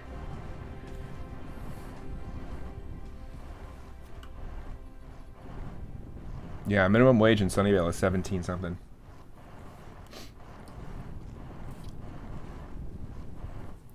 So, all right, they spent $10 million on a pool, and now you have no money for anything else. You use really slow laptops, and your parents control everything, including what textbooks we use, since everyone in Fremont is rich. You had a health class textbook change because it said sex with health was healthy occasionally. You don't have to comment on that, but just letting you know. Well, I mean, the comment on that is replace it with what? A textbook that says sex is unhealthy always? I mean, I suppose that the idea, my guess is, because a lot of people, depending on their culture / religion / worldview, you know, whatever, are relatively, I guess, what's the word? I don't know, Ashi, if you're there, you probably have a better idea of what I'm trying to get at. I don't want to use the word prude, but like sex is a no-fly zone topic, i.e., like it should not be discussed, and it's only for reproduction, and like you only have sex when a child is going to be created. Conservative? Yeah, maybe conservative is the word to use there. I suppose that makes sense.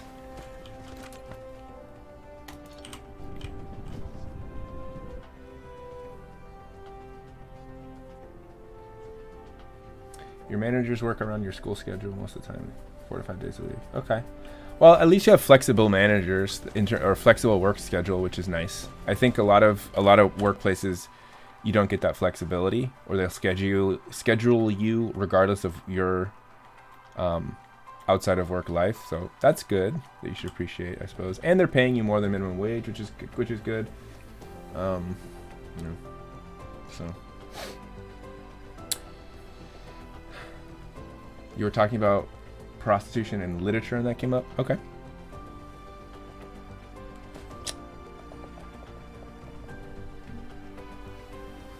Yeah. Well, from what I'm hearing, Prabhav, is it Prabhav or Prabhav? Which is the better way to pronounce your name? Like Prabhav or Prabhav? I just want to make sure I'm not like constantly mispronouncing it. Like pra or pra? Pra or pra?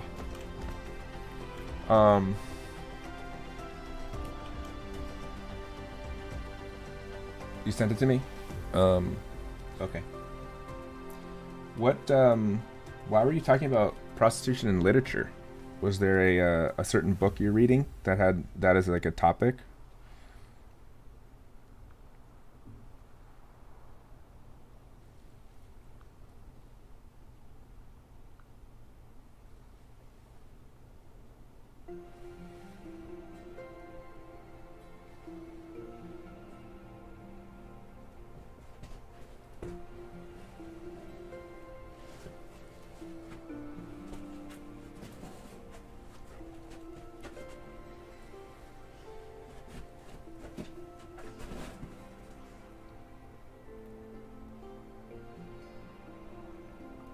Every time I mess it up, it makes you feel guilty of not trying harder in your class.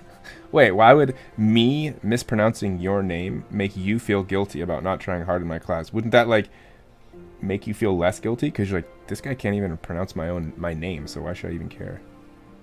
I find that kind of funny.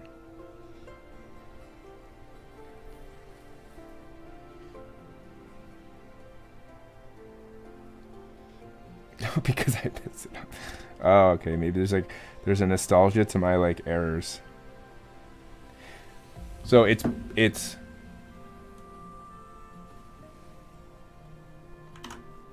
second. Why is my oh shit, there we go.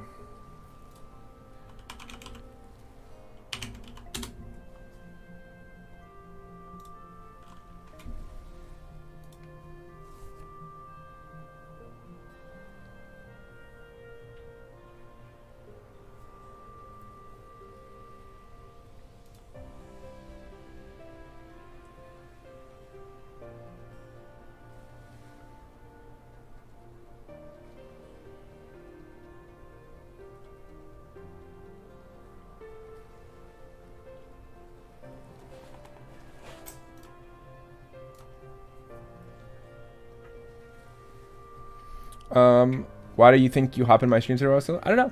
I try not to make too many assumptions about why people come on and chat. I think it's something that I try not to think too much about, but I appreciate it anytime someone does, especially people that I've had in the past, and like they come back and they're like, hey, just wanted to say hi, here's where I'm at. Like for example, like Noki just a second ago, maybe a few minutes ago, just mentioning that she's in film school and making some films. Like that's good to hear. It's nice. But I don't really think about like what is it about me that made them come back. I'm just sort of grateful for it regardless. But I appreciate you saying that. It means a lot. So thank you.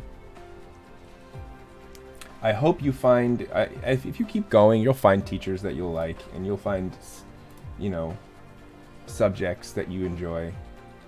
And I think it's just a matter of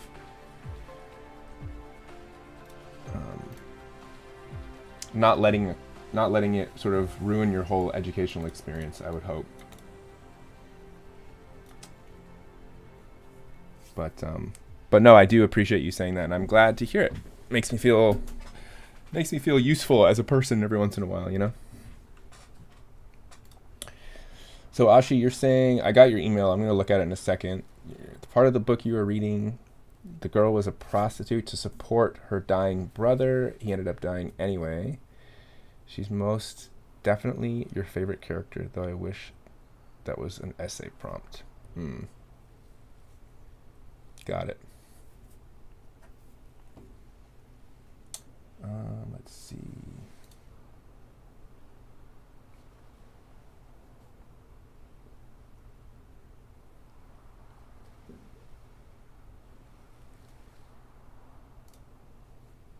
Okay, so I'm looking at your article on nitrate production. Okay. Until 1914, natural nitrates were the most important source of the production of fertilizers and explosives. Beginning in 1883, the main... I'm assuming this is going to talk about the Haber method with Franz Haber and his nitrogen fixation techniques, or Fritz Haber. Fritz Haber, yeah.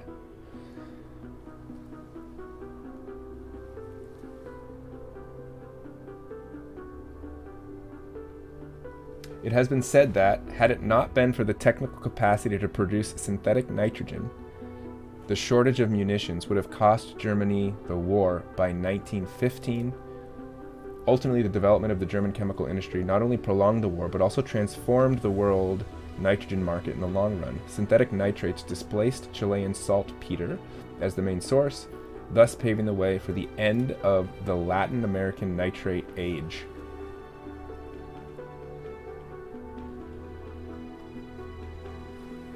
Okay, now the handout. Hold on. How do I open this? You sent me a picture? Open image in new tab.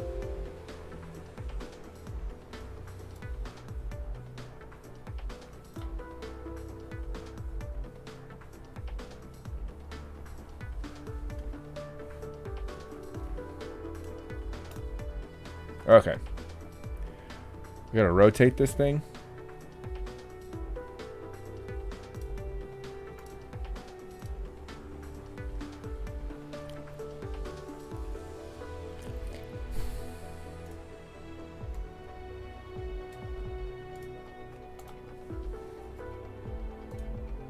Wow, this is annoying. Okay.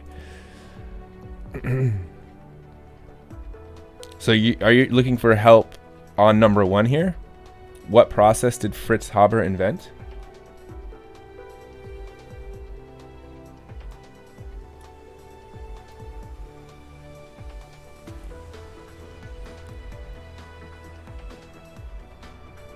All right, let's see.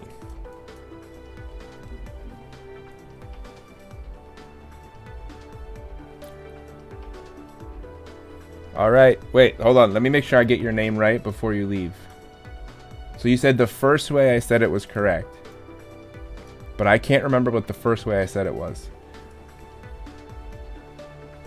Prabhav?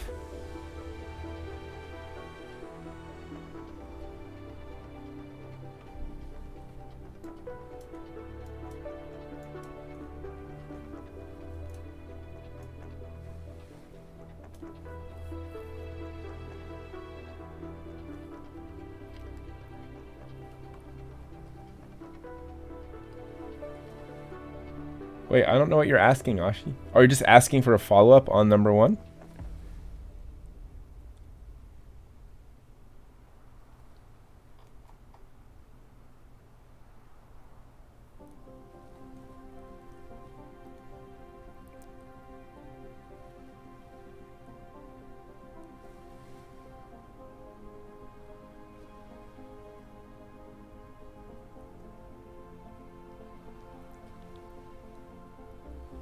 Oh, I see.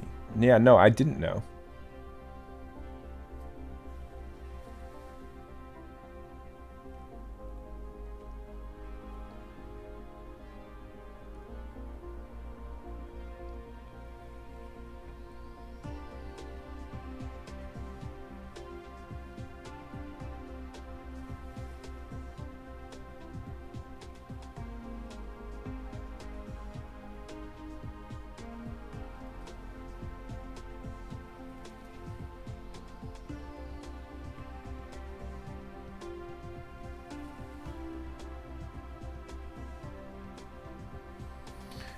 Solution to Haber's problem was the catalyst. The catalyst is a substance that speeds up a chemical reaction, but is not part of the reaction itself. The hydrogen and nitrogen were combined at high pressure, more than 200 times normal atmospheric pressure. The mixture of gases was placed in contact with the catalyst, mainly composed of iron, which then produced ammonium gas in large quantities.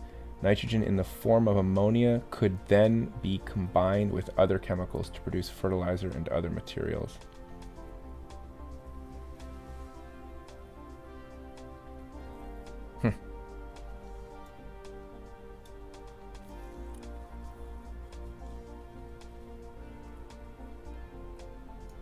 Yeah, I mean, I don't really know.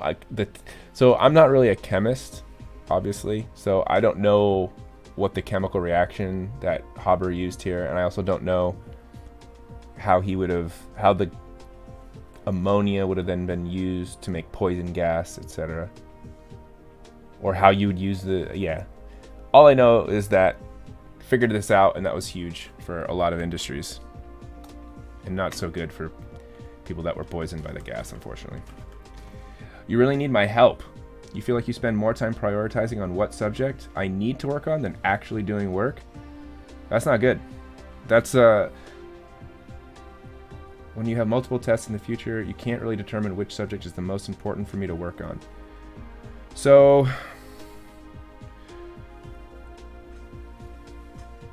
one thing that I would say, one thing first is the speculating that you're saying that you spend a lot of time on, this whole thinking through what you should do. You maybe be a little honest with yourself. Like, is that just a method for you to procrastinate? Right? Like for some people, they what they do is they think about what they should do, and that's their way of procrastinating. Like they actually don't want to do the work, so they just spend all this time thinking about what they should do, because it's easier than actually like doing something. And so it's kind of like a procrastination move, even though you might not think it's procrastinating. That's the first thing. So second thing is, it's gonna be better to just pick something and go with it, even if it's not the perfect or best decision. This is just a general rule of thumb. Like, it's like inaction is oftentimes worse than incorrect action. Sometimes, not. I mean, you can like obviously there are things that you could do that are like really bad to do. So that's not always true. But like if you have like a variety of decision like options, and you could spend like years trying to figure out what to do, the best thing to do is just pick one and go. And then sometimes as you're doing it, you realize like, well, maybe actually I already know this, or this isn't that important, and you can then pick something else. But like by moving forward and actually doing something, it actually gives you more information that then you can use to make a better decision and like adjust. Now that's a little different when you're talking about like how to study. Mostly your decision is going to come down to which classes will the studying actually make a difference in your grade.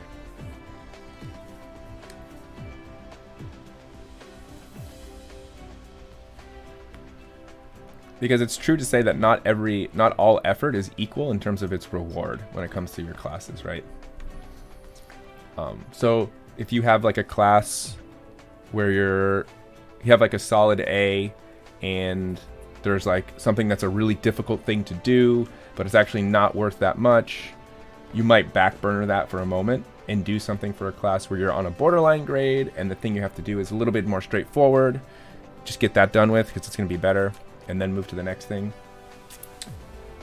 Ashi, you're saying you recommend doing the easiest stuff first to get it out of the way and then transition to the harder stuff. But when studying, study for the higher stakes first instead of the easiest class first. Yeah, that's also a good rule of thumb. So if you have like a list of things, you can make that list by order of ease to get done. So for example, like when I don't teach during first period. So, but I still come in and I use that 90 minutes to do work related to what I need to get done. And typically the way I go about using that 90 minutes is kind of like what Ashi said there at the beginning. What I do first is the easy stuff. And what's easy for me is like answering emails. Like answering an email is not hard. It's just something that has to be done. So I have like maybe let's say 10 to 15 emails from the previous day or the last night that I have to go through. So I'll just sort of like bang out responses. That might take me, who knows, half hour. That's true. I do ignore some of your emails. So I just sort of doxed myself there. But I respond to the emails that I feel like need attention immediately, that require a response.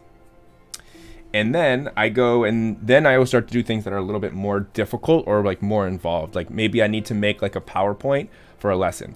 That to me is like harder to do because it's like, okay, now I need to sit down. I have to do some research. I have to gather information. I have to organize and format the slides. And then I'll do that next. One of the problems though with that strategy is if you have enough like small stakes stuff that it takes all of your time, you may never actually get to the really important stuff. Now in my case, I don't have enough emails that it would prevent me from actually getting to making that PowerPoint, let's say. So it's fine. I can just sort of bang out the emails in a half hour, and then I have another hour to work on the PowerPoint, and I can just sort of work through that. But let's say I had like an hour and a half's worth of emails. It's probably not a good idea for me to do all those emails. Now I have no time to do the thing that was actually really important or harder. So I might do like, okay, I'll do a half hour emails, then an hour of that, and then maybe come to the emails again later. I don't know if that answered your question perfectly, but I think that's kind of what I would say is momentum on work is actually also really important. Like just like getting started on something is step number one. Like once you actually get working, the momentum of the work has gotten underway. And so the friction of starting is really hard to overcome for some people. So I would recommend just picking something If you really can't figure it out, just pick something and go. It's better than sitting there and like procrastinating and not doing anything at all.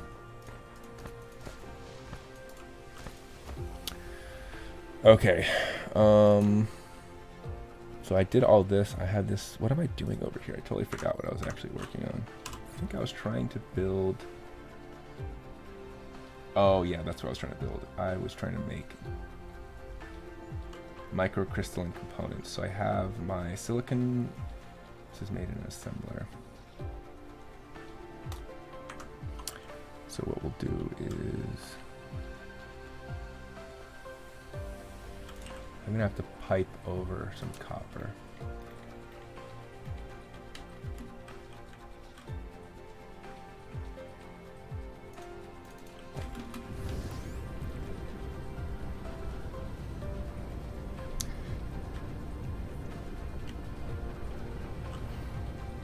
Which I have a ton of copper over here, so this shouldn't be actually too challenging.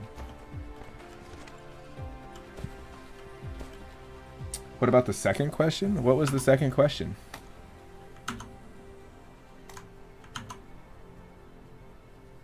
Oh, did I exit out of that?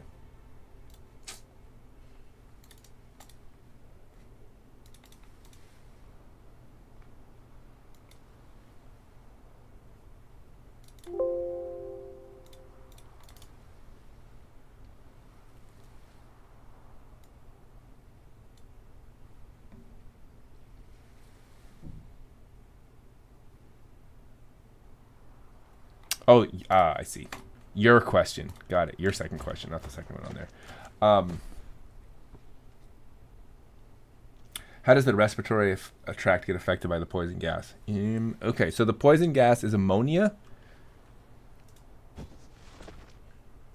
That might be something we actually should look up, huh?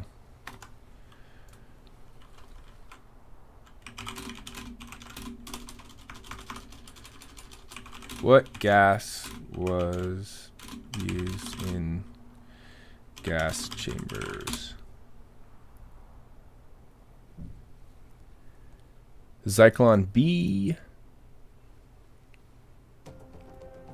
which is made of what?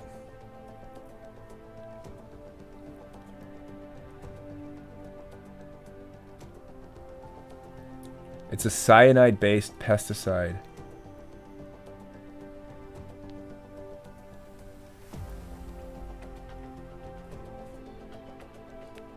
No, 1942 was World War. That was after World War I. 1942 is World War II. Wait, what kind of gas are you talking about? I thought you were talking about the gas used in the gas chambers during the Holocaust. Which is what was leading up to tonight. Or sorry, tonight. Sorry, I read Arcane's message. Leading up to World War II. You're not talking about... Wait, what gas are you talking about? Are you talking about gas used in warfare? In World War I warfare?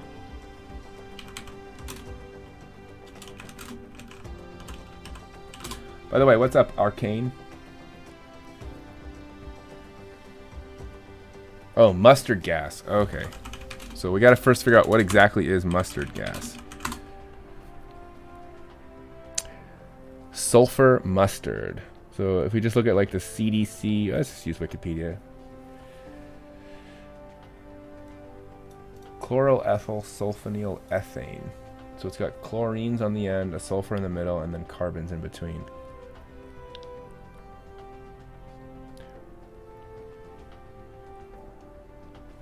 Mustard gas is an organic compound with formula ClCH2CH22S. So what does this have to do with ammonia and nitrogen? There's not even a single nitrogen atom in this gas.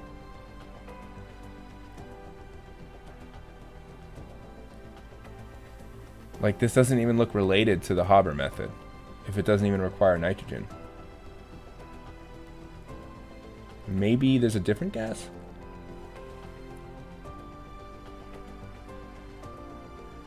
Arcane, you're saying sarin gas?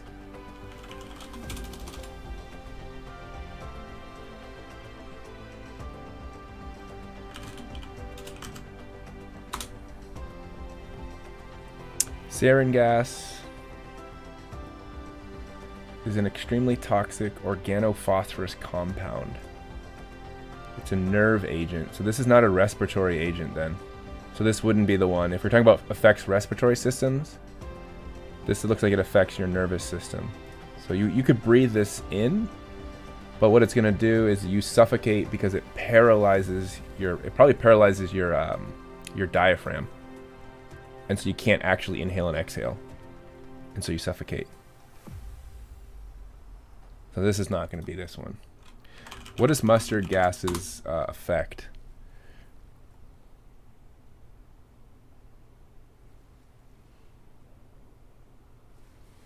Oh, mustard gas is technically an incorrect name because the substance doesn't actually vaporize into gas, but instead disperses as a fine mist of liquid.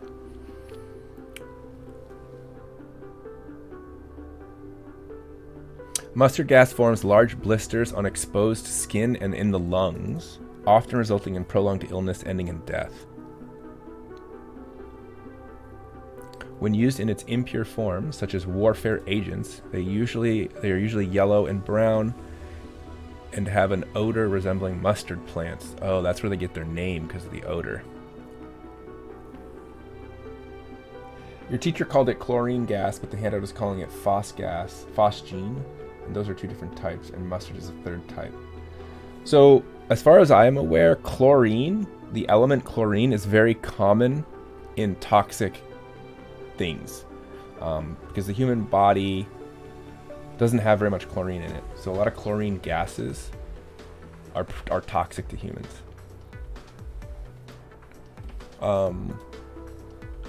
What about...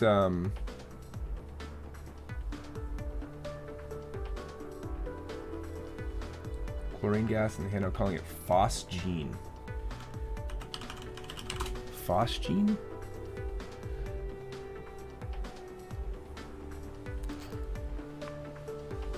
I don't think phosgene is right.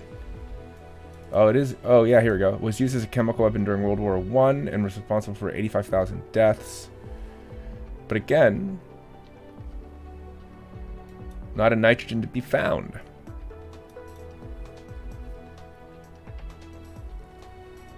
I don't know. It doesn't seem like there's any gases. Unless ammonium is like used in the chemical reaction.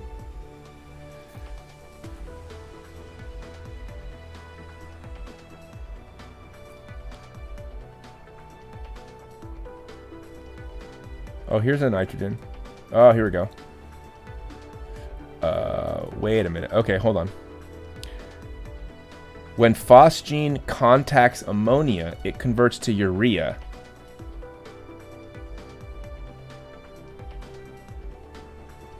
But wait, urea is the nitrogen compound that's in urine, in our pee. What up, T-Chill? Long time no see. Thanks for stopping by.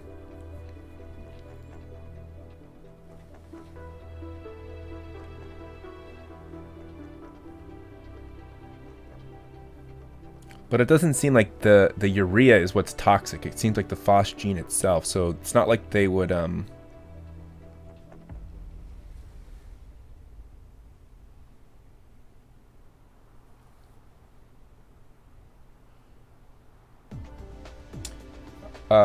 people would pee on handkerchiefs to protect against it.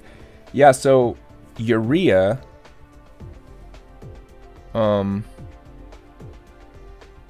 so maybe if you urinate on like a handkerchief, now you've sort of saturated it with urea, and that might,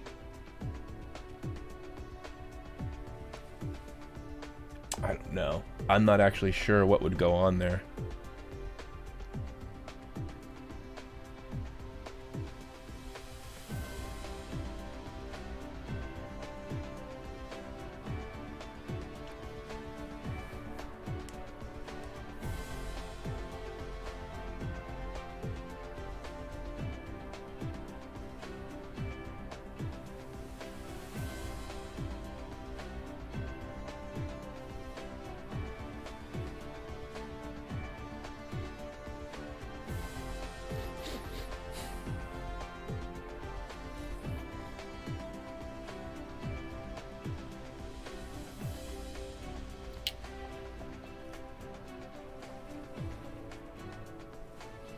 Okay, I need to look back at your handout actually to figure this out.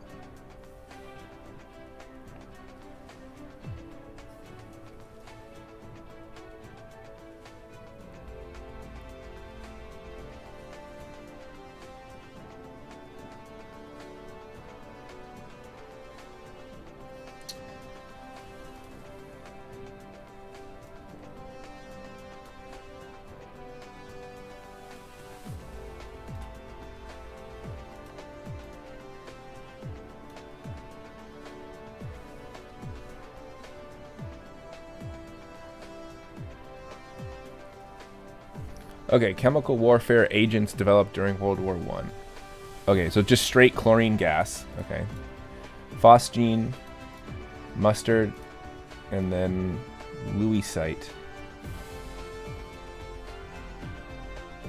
Lung injurant, vesicant. Wait, vesicant.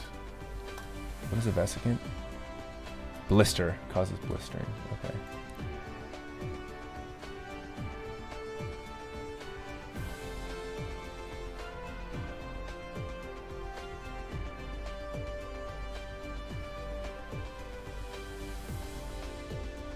Physiological action.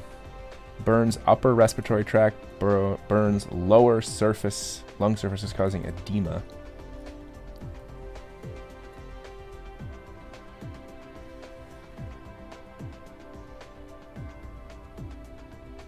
Okay, so it's either going to be chlorine gas or the phosgene gas. That's the lung issue one. So how does it affect lungs? There's a burn. It's burning them. So why would it burn? So how does chlorine burn your lungs? So when it says burn,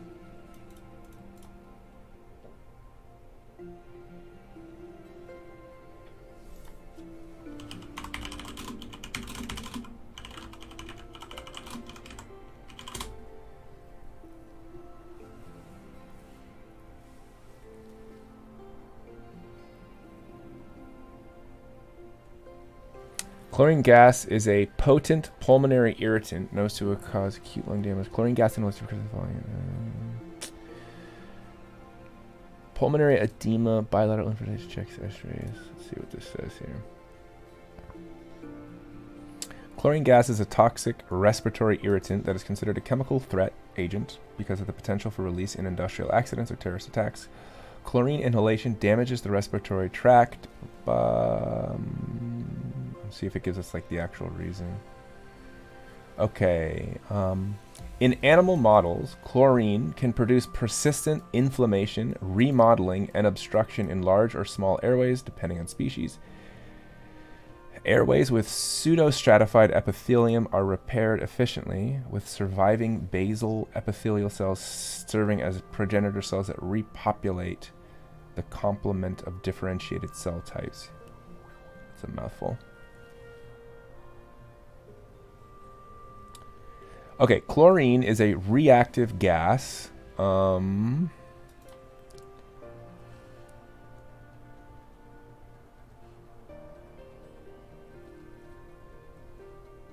it gives us an actual like okay, acute effects associated with high-level chlorine exposure in humans are dyspnea, airway obstruction, cough, cyanosis, nausea, vomiting, and loss of consciousness. The main target are chlorine toxicity, but eyes can be affected. What is this?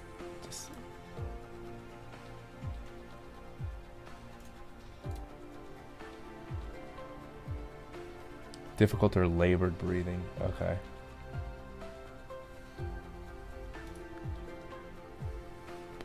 This article is not going to give us a like mechanism for damage. I don't think.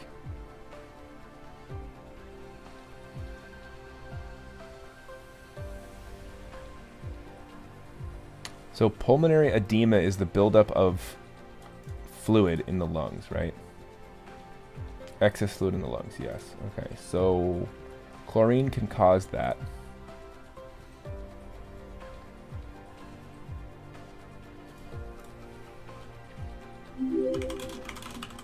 How does, let's see if we can figure out a way to do this. let's type it. Let's use the word mechanism of action.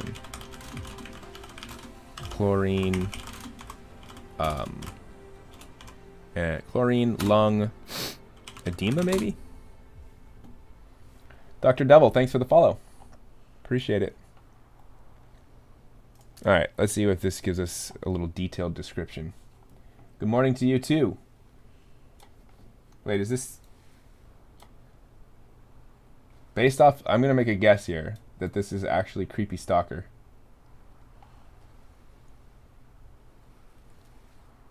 Because Creepy was always known for saying good morning when it was clearly nighttime. And with my Sherlock Holmes-like skills, I'm going to make this deduction. Or wait, is it deduction or induction that Sherlock Holmes does? Let's see, chlorine gas inhalation. Let's take a look.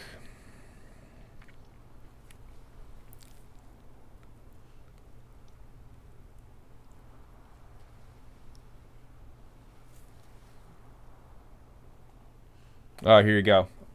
Got it. Oh, it's 7 a.m. for you. Okay. So, no, it's not our old pal, Creepy Stalker. It's somebody different. Sorry, I thought you were somebody else based off of you saying good morning. So here's your mechanism of action, Ashi, in a diagram form. Okay, you inhale the gas. It goes into your bronchial, or your trachea, splits into your bronchi. And it looks like what's happening is, if we can figure this out,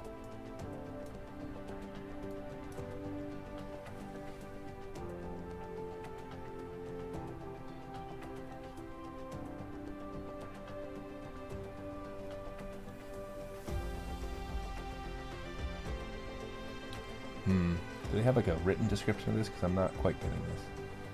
So chlorine, oh, interesting. Okay, so chlorine, the chlorine gas mixes with water in the air probably, or water in your lungs, like fluid, like just like from, that's in the, like moisture in your lungs, to create hydrochloric acid plus HOCl, which I don't know what that is. Looks like HOCl goes into your cells that line your bronchi, which then causes some epithelial mitochondrial injury and superoxide production. So this HOCl is damaging the mitochondria in some way, which then causes something to be produced, which then goes on to cause airway and smooth muscle constriction and reactivity. We're looking at something very technical here as far as like a chain reaction, but it looks like it starts off with chlorine mixing with water to create this HOCl compound that goes into your cells, damages the mitochondria, releases some other compounds which then go on to mess with the muscles, all of which contribute to your inevitable demise if it's enough chlorine inhalation. What up, Madeline? Of course. Shoot, go for it. What is your question?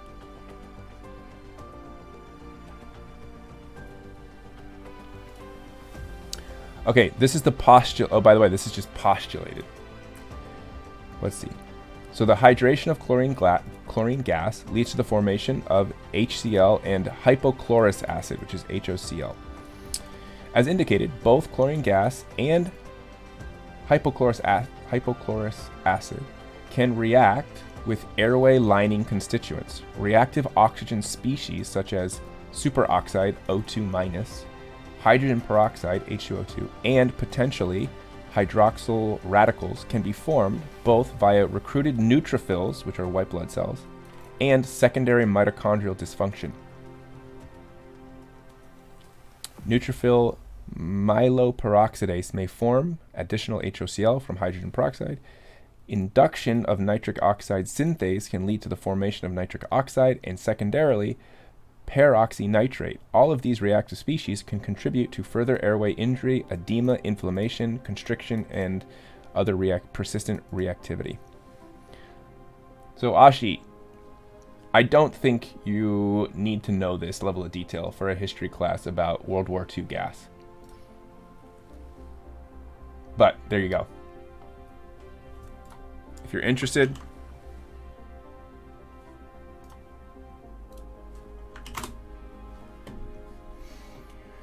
All right, what's your question, Madeline? So if you have a sequence of RNA that looks like GCA, does it stop at the random UAA in there? Does it stop at the random UAA in there? So the UAA is a stop codon, right? I don't know if I don't have the stop codons memorized. Or does it just leave a C on the end?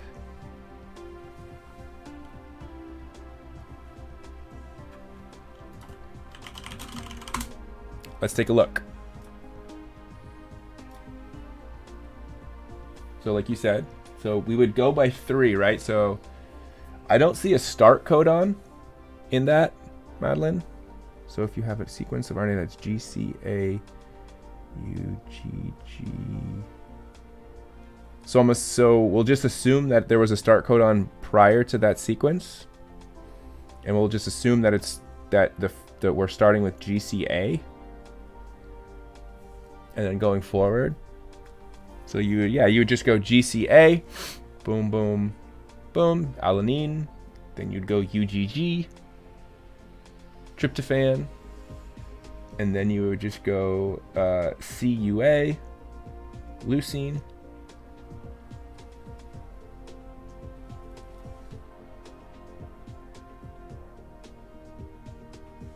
And then AUC, isoleucine.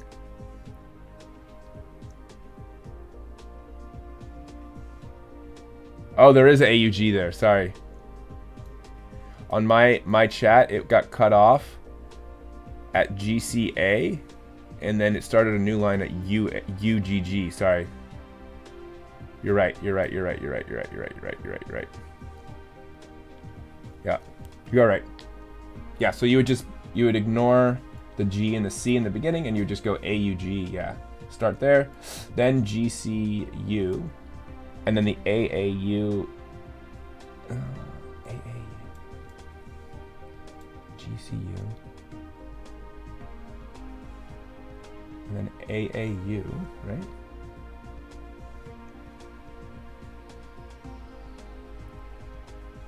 Wait. There is no stop codon. Oh, wait, Madeline, so are you saying that if I gave you that sequence and there was no stop codon, yeah, you would just stop there. There's nothing else you could really do, right? There's no more information. So that C would just be unnecessary. You wouldn't be able to do anything with it. You would just leave it. Yeah. What's the format of the exam? The format of the exam is going to be 30 some odd questions. There is no short answer on this exam. It's just going to be multiple choice. No short answer. There's going to be some matching in the beginning, and then some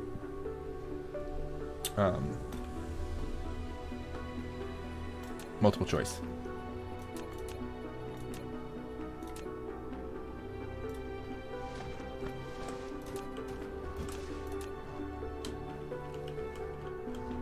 No problem, Madeline. I will see you. Well, I probably won't see you tomorrow because I'm not going to be in class, but I will see you when I come back.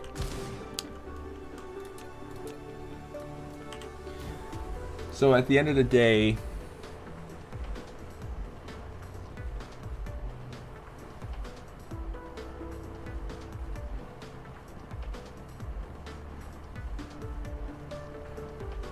the test will probably be a little bit shorter. So you could still take the test without me. You're just gonna have like the TAs will hand out the test and collect it, and all that will be handled.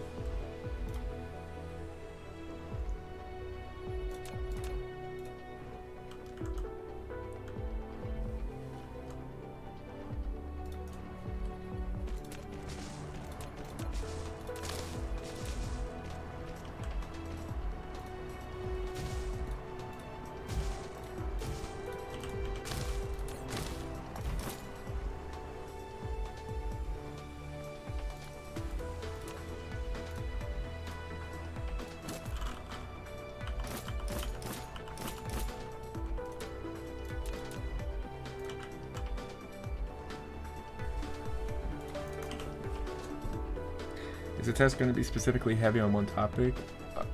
For example, gene expression? No, I don't think so. It's pretty evenly split between everything. I think so. I mean, I didn't do like I didn't like do the math on like exactly how many questions there are per each topic, but it seems pretty even to me, just at like at a glance, so to speak.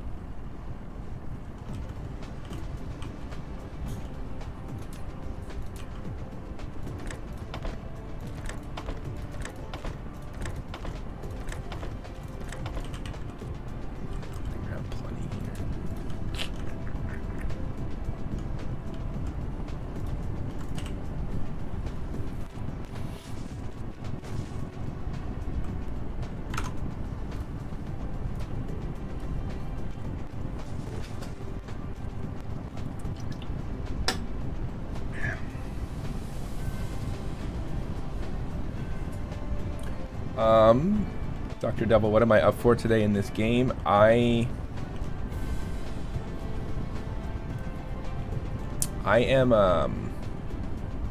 kind of at the beginning. Actually, I don't really know how long this game takes to complete. I just finished Factorio the other day, and I was still kind of in a mode of wanting assembly line / factory production style game.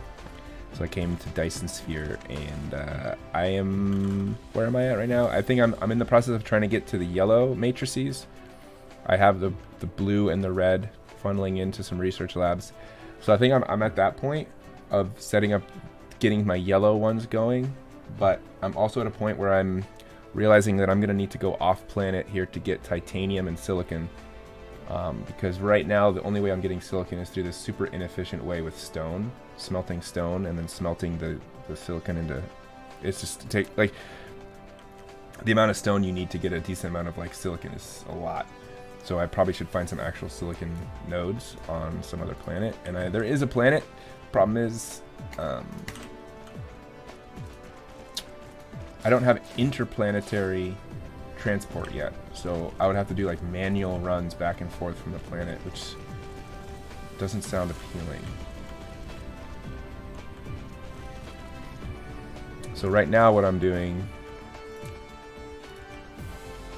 is bringing some copper over here so I can have copper with silicon to make what? I can't even forget why I'm doing this. Oh, I'm trying to make these microcrystalline components, which needs copper and silicon. So, yep, that's what I'm doing.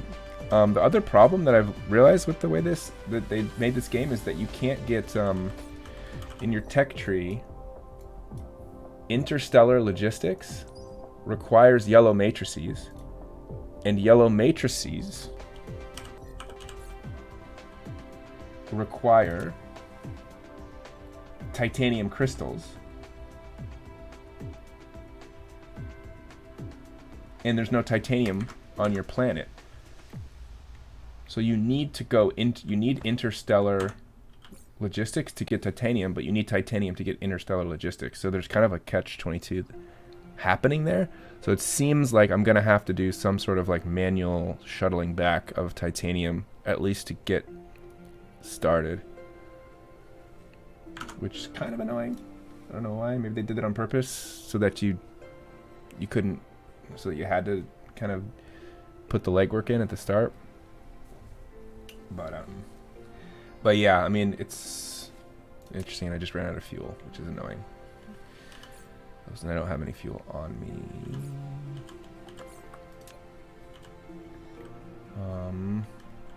Shoot. And I'm a long way from, there's some trees there. So Ticho, I haven't really been keeping up with your combo with Ashi about what you're doing for your project. Sorry. I hope you're getting some good advice or some good ideas.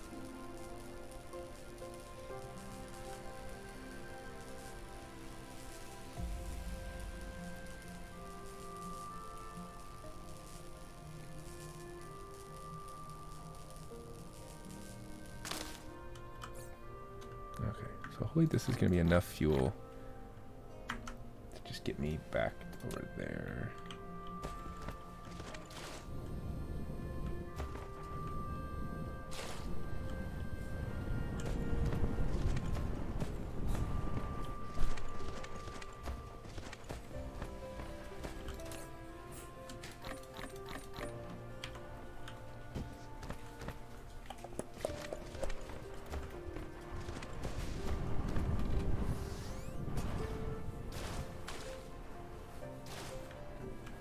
Oops, I did not put them in my...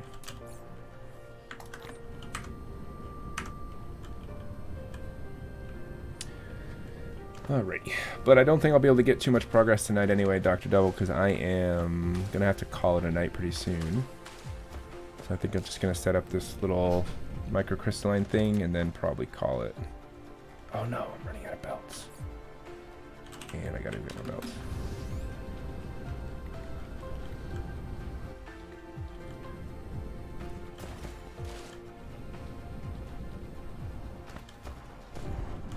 Yeah, I don't think I'm going to take the Pottermore quiz tonight. I just don't know if that's going to happen. I don't feel like I really need to know my Harry Potter house right now. Knowing what house you are in Harry Potter seems more of like a nice to know kind of information, not so much a need to know.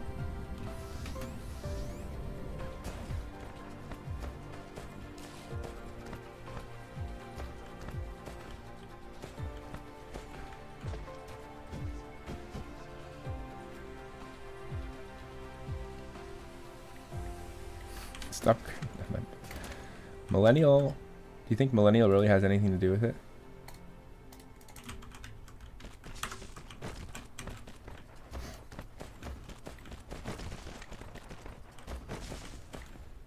Okay, so we've got... What's up, Matt? How are you? You caught me quite literally as I'm about to call it a night after I finish this assembly line.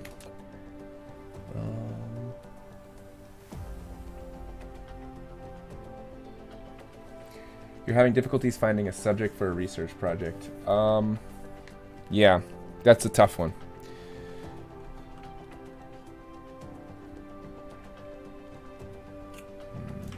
Actually, I should probably have this going.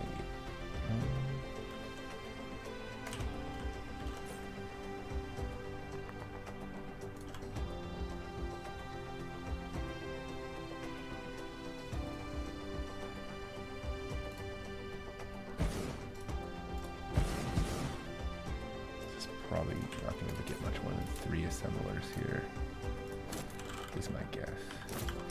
But we will see. When putting a conveyor belt, all you need to do is determine the starting point and the end point of it. In addition, use the up arrow key to lift up one level, and use the down arrow key to drop down one level after the conveyor belt is lifted. Press keypad 0 to reset the construction height of the conveyor belt to the ground. If you don't want the conveyor belt to be attached to the building, you can try holding down the shift key.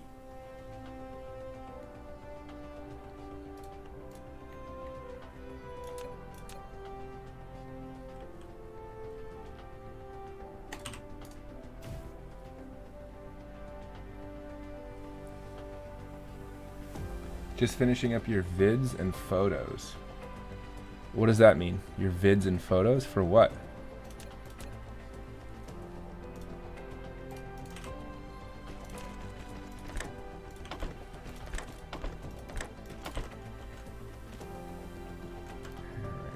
Storage box on the end of this for now.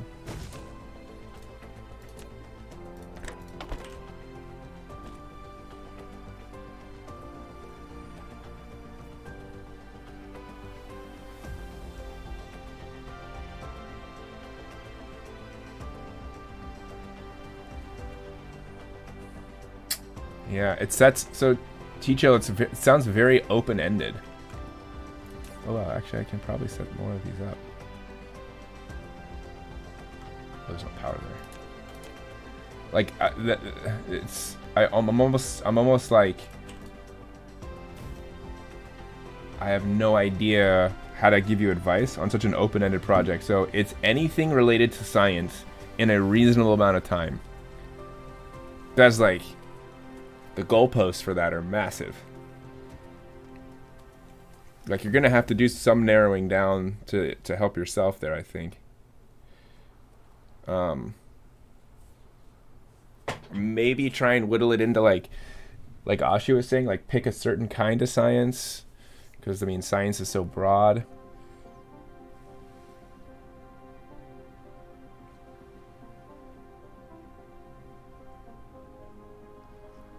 Chromageddon, avoid string theory. I think that's just a good thing to say to almost anybody out there. Avoid string theory. Okay, this is going actually slower than I thought, so I could probably set up a few more of these. Alright, let's do that. Or actually, let's do this. Let's upgrade this real quick so it's pulling in faster.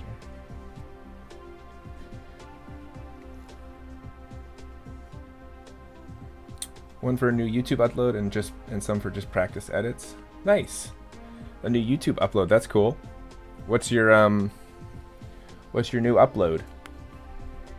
Okay, now that the thing is actually pulling them in, looks like the titanium is going to be a limiting factor here as this is dwindling.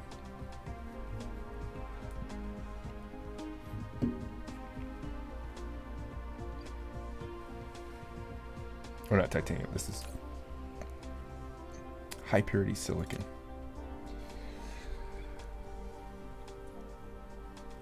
Oh, really, Dr. Devil? There's going to be an update? Cool. I don't know how much it's going to affect me because I'm still pretty early game. But, we will see.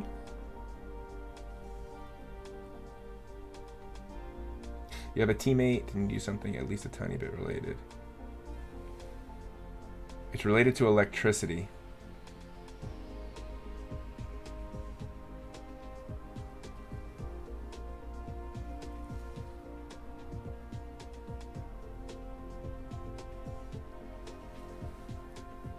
Oh, I see, Matt. Okay, so you're doing like a what's in my bag kind of thing.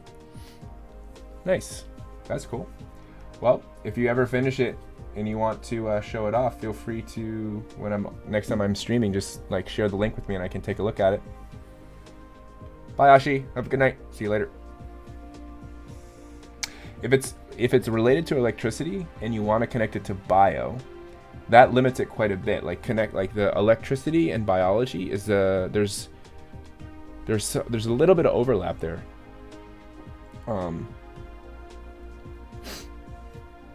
So one place that there's overlap between electricity and biology is like the nervous system. So the way action potentials travel down a neuron is through electrical potential. So there's something there if you're looking for an electricity/biology connection. There are some organisms that emit electricity, but if this is a research project, when you say a research, does it mean like you're learning about something and presenting what you learned in like a research paper, or is this like a experimental thing where you're designing an experiment? Because if you're going to get into neurology and the nervous system, it's kind of hard to do an experiment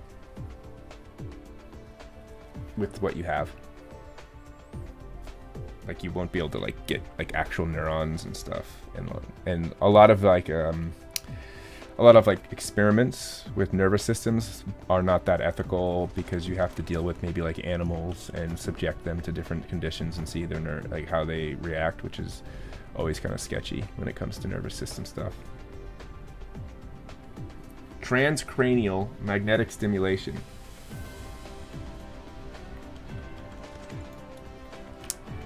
Good luck getting volunteers for that.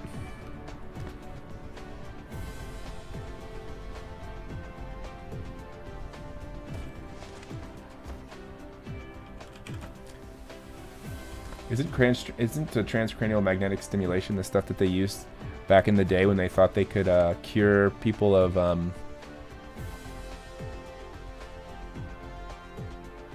maybe it was like mental illness by literally just shocking their brain? Okay, looks like we're good here. Don't worry, Matt. I will not hold my expectations too high, but I'm still interested to see it. I always like to see what kind of creative endeavors students can do. I'm usually impressed by that anyway, so we'll see. So it has to be reading, experimenting, and then presenting. Okay. Reading, experimenting, and then presenting. So you basically research about a topic, think of an experiment to carry out, and then present your findings.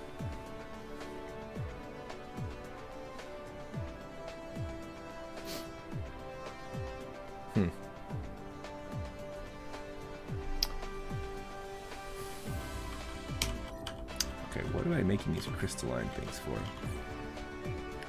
Because these are used to make, the processors.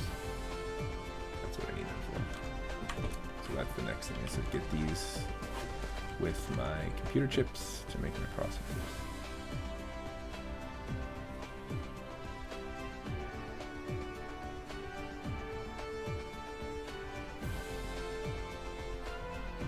Are you allowed to,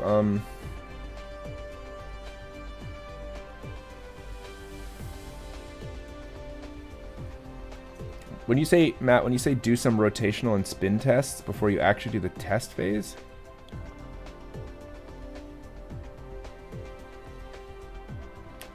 You can do it, yeah, you can do anything you want. When I say test phase, what I mean is literally just hooking your blades up to the actual generator in the gear system and seeing the power output on it when we put the fan on it.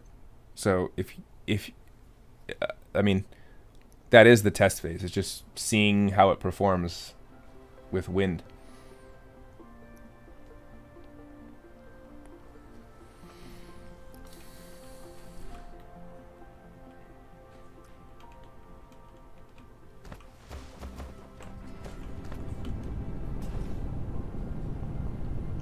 Oh, yeah, I mean, it's kind of up to you. The space to record on the document was quite literally just a way for you to keep track of your power output as you make tweaks to your design.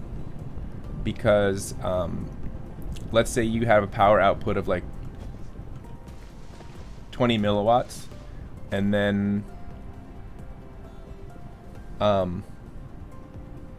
you do a tweak and you test again, and now your output's only 15 milliwatts.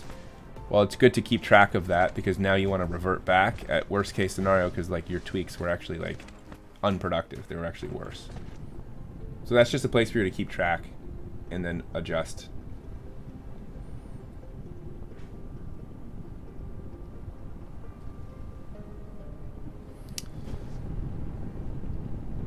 So T-Chile, what we're doing in AP Environmental Science right now is we're doing something related to electricity, actually. We are doing, students are designing wind turbine blades and testing to see how efficient they are at generating power when they're spinning a generator. So if you're interested in like alternative energy and how it produces electricity, there might be something there as an option.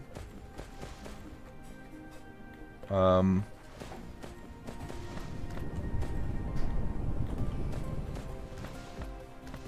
yeah, I wish I could give you a little more specific advice, but it's tough. I don't know. Nothing's popping up for me.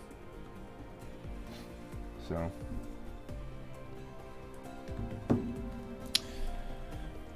how am I gonna get my? So these. Do I want to pull my? Let's see, my computer. What are they called? Are they called computer chips? What are they called? Oh, circuit boards. How do I gotta get my circuit boards all over there. I have a bunch here.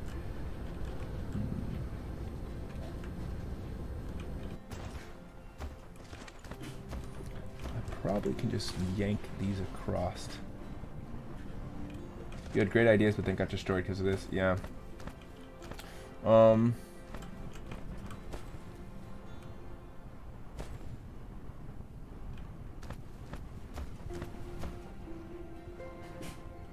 What I should probably start doing is building interplanetary stuff, but I need my processors to do that. So that's why I'm doing this. That's right. That's why I was doing all this in the first place, because I wanted to do my logistics drones, but I needed processors to do it, so I have to set this up. Okay, so I'm going to split. Shoot, this is really tight in here. Looks like I'm gonna have to go back here somewhere and split it.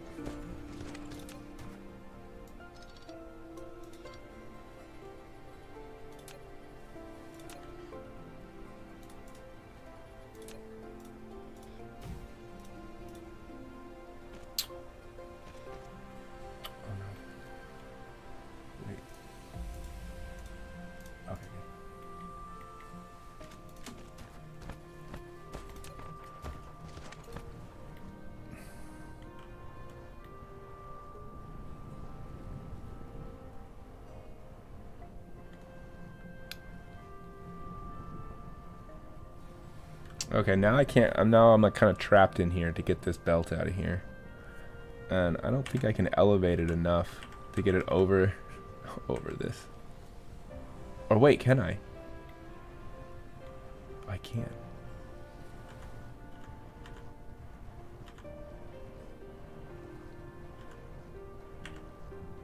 Okay, we're just going vertical with it, I suppose. Just go all the way over.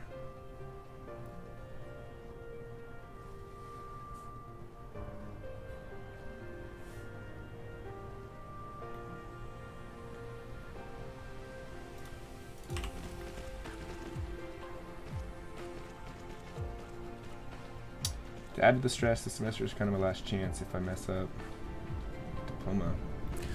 Shoot, man.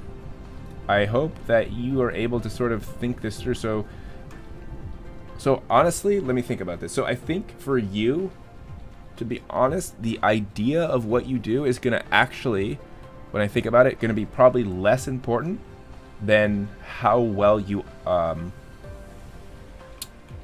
follow through on it. And what I mean by that is what the professor is going to be looking for is not like how like genius of an idea you had, but more usually, now this is the way I would think about it as a science teacher. It's not like, okay, how like inventive and genius was this idea? It's more of like, they have an idea. Was the research that they did relevant to their idea? Did it provide them with information that was useful to support the work they were going to do around this concept or idea, right? So that's your research part. Like, did they do the research well? Did they use reliable sources? Was the research detailed enough to provide them with a good baseline of information? Was their experiment that they then did well designed and done in a way that was following the scientific method? Did they make sure to control for their variables, right? Did they do multiple trial runs? Did they do all of the things you would expect to see in a good scientific experiment, right? And then did they present their findings well in a clear, concise way? Like, honestly, all of that part is going to be way more important than did they have like a stroke of genius idea?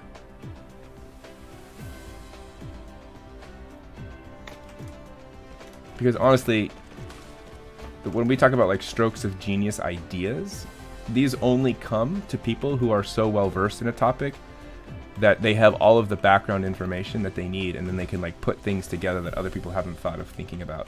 But you have to know a lot already to come up with those. It's pretty rare that somebody doesn't know anything about a topic or knows very little and then comes up with some like crazy genius idea. Have I ever played Prison Architect? Yes, I have. Actually, I have played that game. That was a fun game. Not as good as like Factorio and Dyson Sphere Program. These games and like Satisfactory. Those games are like what really gets me, but it wasn't bad. So yeah, so I would lower your standards first of all for an idea. Bring your standards down to just bare minimum. Like, what is something like that I am even like slightly interested in, but it's going to be feasible and possible for me to do. Like, sort of take the stress of yourself, take the stress off of coming up with some like perfect, 300 IQ idea. Just think of like, all right, what is a reasonable thing related to electricity that I am confident I could do like a good quality experiment on in a reasonable amount of time, right? So just bring it down to basics, bring it back to earth a little bit. So here's an idea. I'll just give you a very simple idea. And the only reason why I'm thinking of this one is because it's what we're doing in AP Environmental Science right now. You might do something like, I want to know, my question is, what kind of wind turbine blade, what number of blades will offer the most power generation, the most electrical output? And then you can do research, right? There's tons of research out there on wind turbine blades and their structure and their shape and their number, and people have looked at their efficiencies. Gather that background information. Then test, like, all right, I'm going to test, is 3 blades or 4 blades more effective? And then when you design that experiment, you got to make sure you build your blades. You can just you can buy like a little bit of balsa wood or something like that. Shape your blades. Make sure that they're all shaped exactly the same, and that the only thing that's different is just the number that you're using. Now, the question would be like, how do you test a wind turbine blade? You can buy. Now, I don't know if this is coming out of your own budget or not, but you can buy things like little turbine test kits where it will come with like a little stand, a little like a gear setup that you hook up, and then there's like a little generator in there that will output some electricity, and you can connect it to like a computer, and it will give you a readout of like the number of what's it called, like milliwatts of power or electrical output that it's providing. And then you just run a series of tests using the same, make sure you control all the variables, like the same amount of wind, the same position, the blades are exactly the same shape. The only difference is like the number, if that's what you're testing. And then you present your findings. Like, after running several tests, we realized that 3 blades is actually more effective than 4 because, according to our data, after doing 5 trials, the average output of 3 blades was, 50 milliwatts. With 4, it was only 40, whatever, Very simple. It's not like it's been done before. But what they're probably looking for in a science class at the undergrad level is just like, can you carry out a basic experiment? Can you do general research? And can you present your findings in a basic way? So that's an example of something where it's just like pretty bread and butter, simple stuff. It's an idea, but at the end of the day, it's kind of your call. All right, so what I want to do is we're going to stack these this way real quick. We're going to make processors.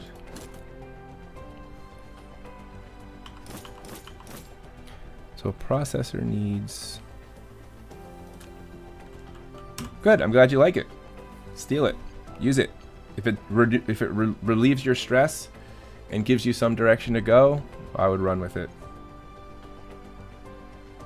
The faster you can get started and not deliberate so much on making the initial decision, the better off you'll be.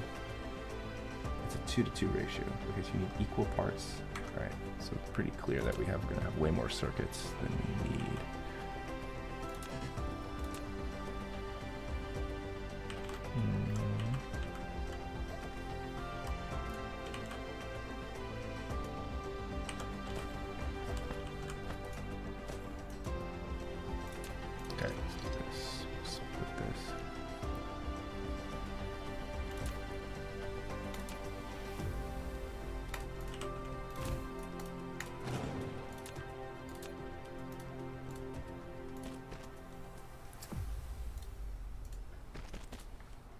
I don't know how important it is to do this. I always like just feel like, what if I need spare parts?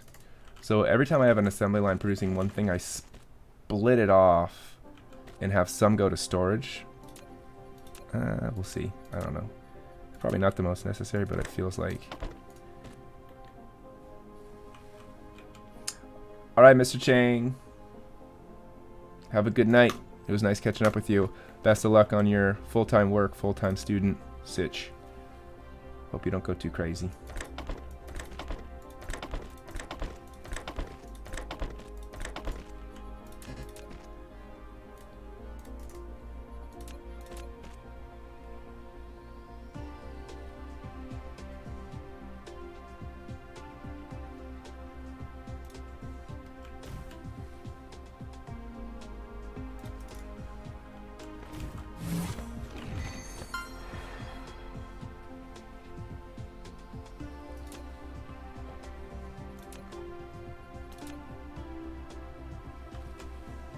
Oh no, he's gonna be here. He's gonna go back. I wanna run a belt through here. To output our circuit, our processors.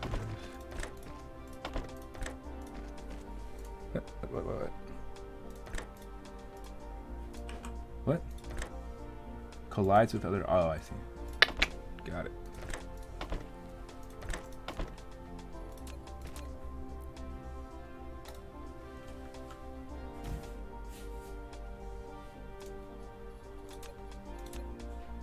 Please tell me I have some foundation on me.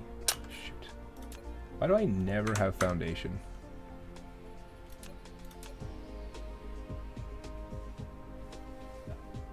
Okay, well, for now, I'm just going to put this over here. Alright, so looking at this, it's pretty clear that this output is absolutely garbage. And the reason this is garbage is because we have no silicon, which is as I suspected. Okay. So honestly, like, none of these are even being used. And the silicon output on these stone smelters, trash.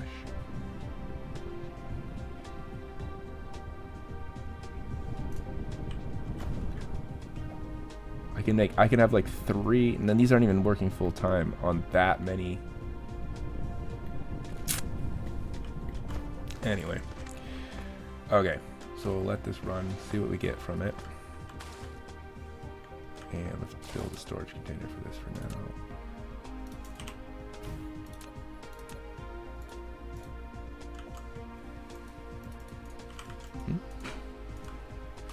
Why can't this build here? Collides with other object.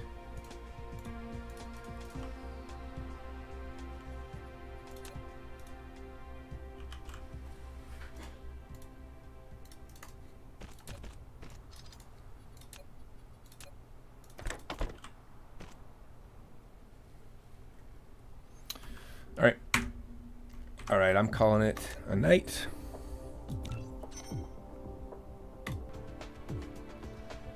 Yeah, it could have been a waterboarder thing. I don't know, but either way.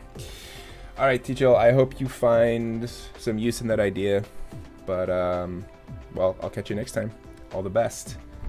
Everybody else, I will see you next time. Goodbye. Later, Dr. Devil.